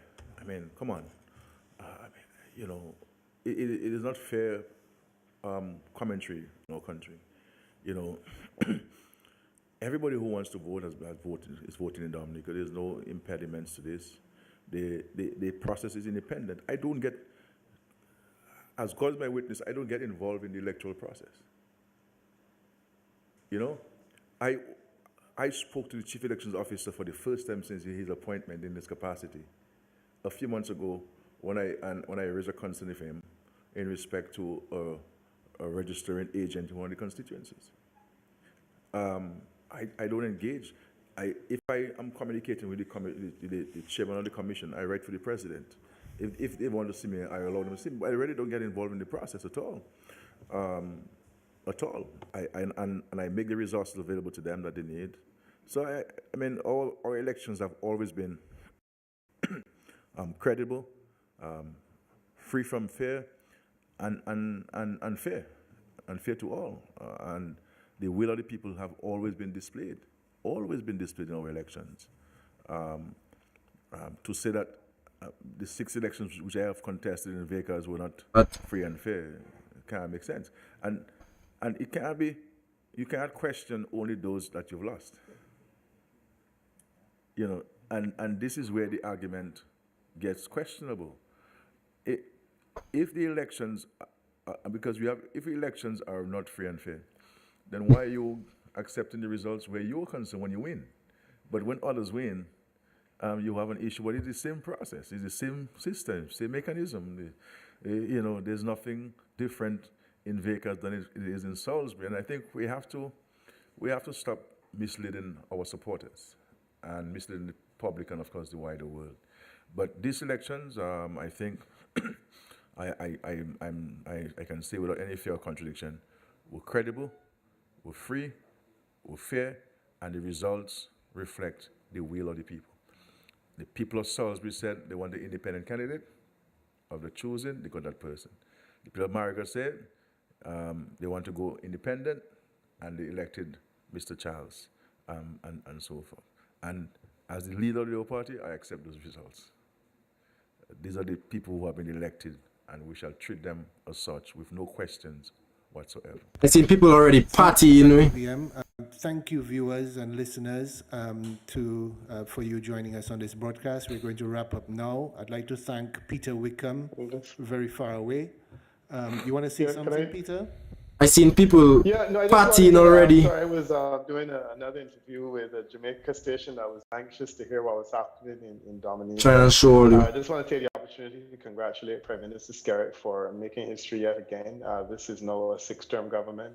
In all of my time, I've never seen a government elected 6 times, and Prime Minister Skerrit has done this. I think that he also dodged a bullet in relation to some changes that took place in Grenada that caused a very different outcome, and I think the political strategy has won. At the same time, I'm also buoyed by the fact that the developmental agenda that has been outlined for Dominica is clearly working and will be continued. I've been visiting Dominica for a few years, and I've been seeing slowly but surely the changes that have taken place. And I'm also really impressed by the resilience of the Dominican people, having lived. I'm trying to show you something, right? And the recovery that has taken place, and you know, the leaps and bounds that have been making are really impressive. I'm familiar, as PM said, with the issues on the ground and the concerns that some people have. And I do know that many Dominicans have developmental concerns, and I'm certainly happy to hear that these are being addressed. So I just want to take the opportunity to congratulate Prime Minister Skerrit and the new government, to wish him well. There are a number of new faces, there are a number of ladies in the lineup, and there are a number of younger people in the lineup. And I think that all augurs well for the future. So all the best, PM, and congratulations, and good luck to you as you move forward. All right, so thank you, Dominica. Thank you to the rest of the Caribbean who are watching. And for those who want to get final counts, you can go to the Electoral Office site in Dominica, which is the electoraloffice.gov.dm. So that's electoraloffice.gov.dm. By tomorrow, hopefully, there should be updates on that site with all of the results. At present, the final count is 19-2 to the Dominica Labour Party. So wishing everyone well, and thank you very much.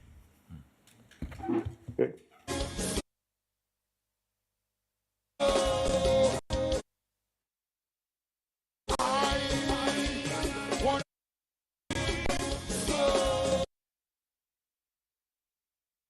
That's it, guys. I guess that's it.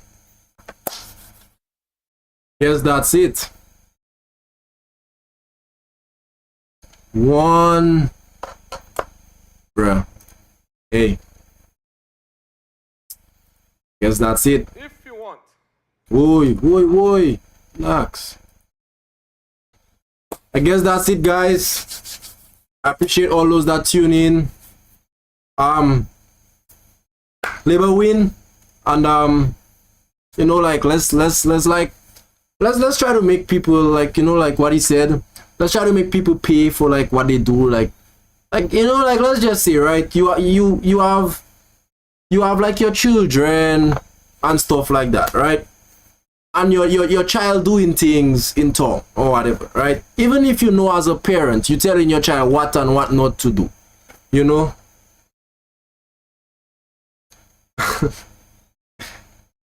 Partner man say, bro, I don't know about all you, but we finish. Listen, right? Let's just say, right? Let's look at logic here, right? You have a child, and you know you're telling your child what to and what not to do, and your child go and fight with somebody in town or go and steal in a Chinese store, right?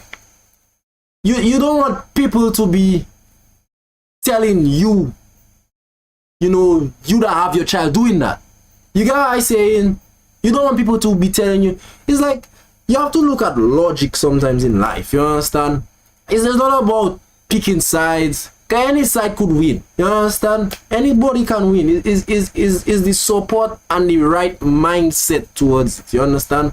A lot of people already had say Labour win, so they didn't even want to go and vote. So that was a little bit of reasons why, like, certain parties do get certain, you know, because they already say Labour win and they stay at their home, they didn't go and vote, right?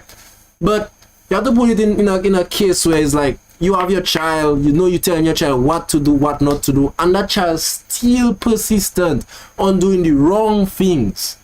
You don't want people to meet you on the road and say, you don't have your child doing that. And you know when you're home, you're telling your child what to do and what not to do. Exactly. So it's like, what Skerrit was saying, well, what Honorable Prime Minister Roosevelt Skerrit was saying was basically like, hey, I understand what's happening, but you can't put all the blame on me. If I say as a Prime Minister, right? If I say as a Prime Minister, right? I go in and do something. Bruh, shoot me down, you know, tell me all what you have to tell me. You get what I'm saying? But if your pal rep say they can do something for you and they didn't do it, you cannot come to me. You get what I'm saying? Like, let's just be real. Let's be logistic. You know, let's be logistic. You know, let's be real here. You know, let's be real. I understand some people might be a little sad. Some people might be checking like you think, just like my partner 100 wrongs. Checking, bro. I don't know about all you, but we finish. And I completely get you. I completely understand, because you're checking like, what that could be better for your country could be a change. You understand? I get that. I completely understand. You know, I really feel that. You understand? Because I myself, I live in the country too. But at the end of the day now, like, we have to look at things and really check, like, you know, okay, it didn't happen, but how are we going and make it work? You understand? Like, let's not just give up, you know, we don't have to riot, you don't have to fight. The ways to beat your enemies, the best ways is sometimes silence, you know, by not saying nothing, you're learning a lot, you know. By not saying nothing, you're learning a lot, you know. You check? So, all you have to do is say, like, you know what, how that gonna work? You know, see yourself like in a classroom, you know, in your days of high school or college, university, whatever it may be, right? And it's like they choose a leader for your class, a class captain or head boy, whatever they choose, you understand? And you don't like the fact they choose that person to do the job, you know? See, you just have, but at the end of the day, that is that. You cannot change the fact. It already has been done. So you have to now tell yourself, hey, you know what?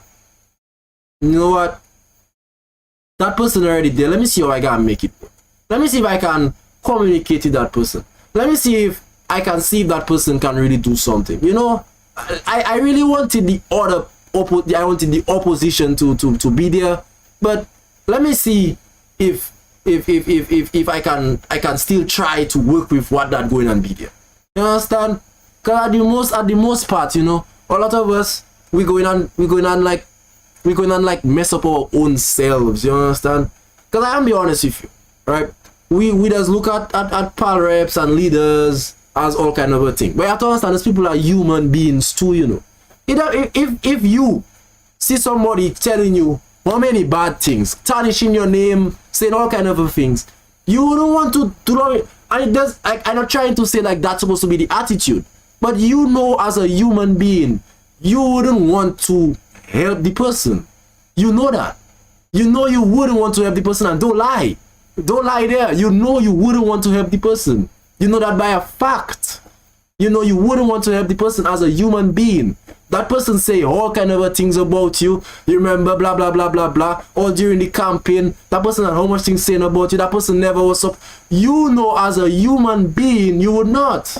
You understand? And those pal reps, those leaders, all those people are human beings at the end of the day. You get what I'm saying? I'm not saying that's supposed to be the mindset. I'm not saying that's supposed to be the mentality. I'm not saying that is a good thing. But at the end of the day, let's be honest. Let's be realistic. You get what I'm saying? Let's be realistic.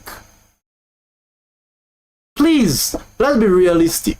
You, yes, you know for a fact, if you be in a position and you know it had people that didn't want you there, you know you would cut your vary. It's humans we be. You understand? I'm not saying that that's supposed to be happening, but the people just feel some type of way. Imagine you just go in, you say all kind of a thing about the prime minister, and then after they elect him, and then you go in downstairs financial center, and then you expect to get help. I'm not saying that should be the mentality. I can repeat it again. That's not supposed to be the mentality. Obviously, they're supposed to have a warming heart. They're supposed to forgive. You understand? But we are human beings. You understand? Some people get hurt. Some people's feelings get hurt. Some people have all kind of things to say about the pal rep. Say about, oh, that person is a this, that person is a that. After they feel all types of ways, bro, they go, listen to me. They're going to feel some type of way to help you, bro. It's just a human being thing. The only thing that can happen is they can, you know, if they have a good connection with God, they can understand, you know what? That person said those things about me, but Lord, I ask you to help me, forgive them, you know, for me not to have no wicked mindset against them, so I can help those people that I was elected for. But at the end of the day, bro, you know if you get elected tomorrow, and you know your neighbor that don't like your head for how many years, you know, your neighbor that doesn't even like to talk to you, that person have all kind of things to say about you, you know if that person come in your yard, you go in and close your door. You know it. You know it. You understand? Let's be realistic, bro. Let's be realistic, bro. Let's be realistic. At the end of the day, bro, at the end of the day, like, it happened already. You understand? It happened already. It is what it is. But try to make it work. You get what I'm saying? Try to make it work. Try to make something out of it.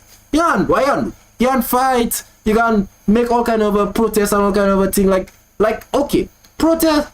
If you don't like something, you can protest, but in a peaceful manner. Like peace, bro. You don't know how deadly silence is, you know, bro. What? Tell me why majority of all you does feel some type of way when your girlfriend don't message you or when your boyfriend don't message you. Because silence deadly, bro. You don't know what the person thinking. Somebody might be checking the person cheating. Somebody might be checking the person doing this. Somebody might checking the person don't have feelings for you again. Because it's silence. And sometimes the person sleeping. The person that's sleeping and they can't answer your call. The person just sleeping and they cannot answer your call. Simple as that, bro. Simple as that. Simple as that. The person just sleeping, they can't answer your call, and you have all kind of thoughts in your head. Start to do that as an opposition. You know, for everybody, you know, you check me out here. I'm not here to be biased. I'm not here to choose sides on a YouTube channel. I don't saying I don't tell everybody vote Labour. I don't tell everybody be happy Labour. I don't tell everybody vote workers. I don't tell everybody be happy for independent. I don't tell everybody nothing. I can say for a fact I am proud for those that was elected as the independent, because it takes a lot to make your own, because those independent people, they didn't really had help. Like Labour Party they was able to like make convention there and had a stage and do all this. These independent people, they didn't really had help, so they getting elected or they getting thing. That's very, like, you need to clap for them. But at the end of the day, bro, at the end of the day, you know, silence, listen, observe, and don't be crying wolf, bro. Don't be crying wolf. You understand what I'm saying? If something happening in the country, not just run on the radio and call and say, hey, that is happening and is the Prime Minister, da da da da. No, because when you cry wolf, what has happened? Everybody read the story about the boy who cried wolf. What has happened?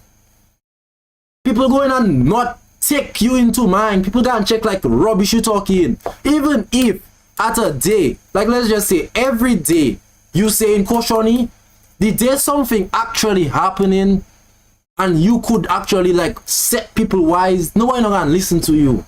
So stop cry wolf, stay quiet, stay silent, listen, observe. See if your power doing what they're supposed to do. See if your Prime Minister doing what he's supposed to do. See if your government doing what they're supposed to do. Observe. Try to make sense out of things. Don't just jump to conclusion. If something taking a while, ask a question. You understand? A lot of people, when they go to their pal rep or their Prime Minister or whatever for help, like let's just say they ask for blocks or they ask for this or whatever. When they see them, they will ask them.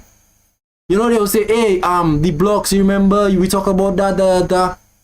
That is how, you know, you seeing something. So just like that, let's just say you want an international airport. Let's just say you want jobs. You meet them, you ask them, you have to be, hey, what happened about the job? Blah, blah, blah. No, you come in, hey, blah, blah, blah, blah, blah. I respect, blah, blah, blah, blah, blah. I just want to know, like, you said about the international airport, you said about the jobs, you said about this, like how long do we have to wait? You know, like ask, you know, because those people have a lot of things doing, bro. Not those power reps for sure. Like those power reps, like they just have to take care of their community. But the Prime Minister and other than that is like they have a lot dealing with. So if you want the bigger things to be fixed, you just have to talk to them. Sometimes just ask them a question. Then you just run and you just say, call on the radio and say, hey, so long they say they're going to do this on, they're going to do that, and they never do it and da. That just going to lower your chances to people listening to you. That is going to lower your chances to people listening to you. Right now, radio dying, you know, radio stations dying, bro. Because it's like every time you go, it's politics. What happened to music? What happened to laughter? What happened to game shows? What happened to free up? Every time you just go on a radio channel is this not happening, that not happening. I understand those things not happening, but it have ways to address them. It have ways to make it work. You understand? It is already what it is. There's nothing at like it's like you making noise for something you don't have control of. You know, there is nothing you can do right now. They are already in power. There is nothing that can happen right now. Stay quiet.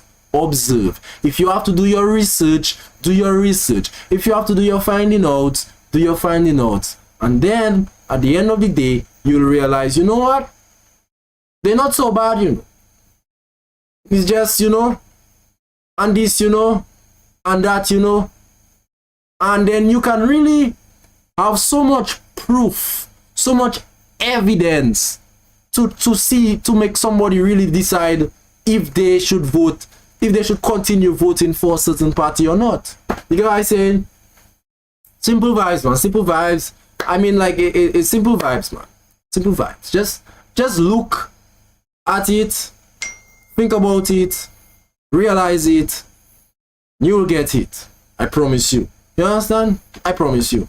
I hope you guys like the video, you know, like the live, you know, show me the support, you know, like, tell me, like, you know, if you like what I did there today, and if you would like more like that. I'm not sure if they might take it down. I'm not sure what could be the rules and stuff like that. But at the end of the day, you know, like, just show the support, drop the likes on it. If you can send it for a pal rep, if you can send it for a leader of an area, show them, ask them if they like what I did and stuff like that, so that people can realize, you know, like, young people have a voice too, you know. You understand? Young people have a voice too. It's just about taking your time, monitoring, realizing, doing your research, and saying, you know what, that is a good enough reason. Because everybody, they just going on the radio station, they just going wherever, and they're not giving good enough reasons why. They're just saying, that not happening, so we're not supposed to vote for. They're not saying like, you know, you know, like just continuous things, bro. Continuous things that even the party, people in the party, people that loyal to their party would be like, damn, like all that happening, the boy, how are we, boy, that I put in my country through. You understand? I think all you understand. I think all you understand. I think all you understand. I think all you understand. But anyways, make sure you like the video. You know, if you enjoyed the video, you can drop W in the chat. And yeah, like, hey, just, you know, all you know is the word. You know, all you know is the word. All you know what is the word. So just keep on doing all your thing, and then all you will see for yourself. You check, all you will see that what I say in there makes a lot of sense, and I'm a young man, for sure. Make me happy, so I can make you happy, and they can make us happy. Happy, happy, happy. Laters.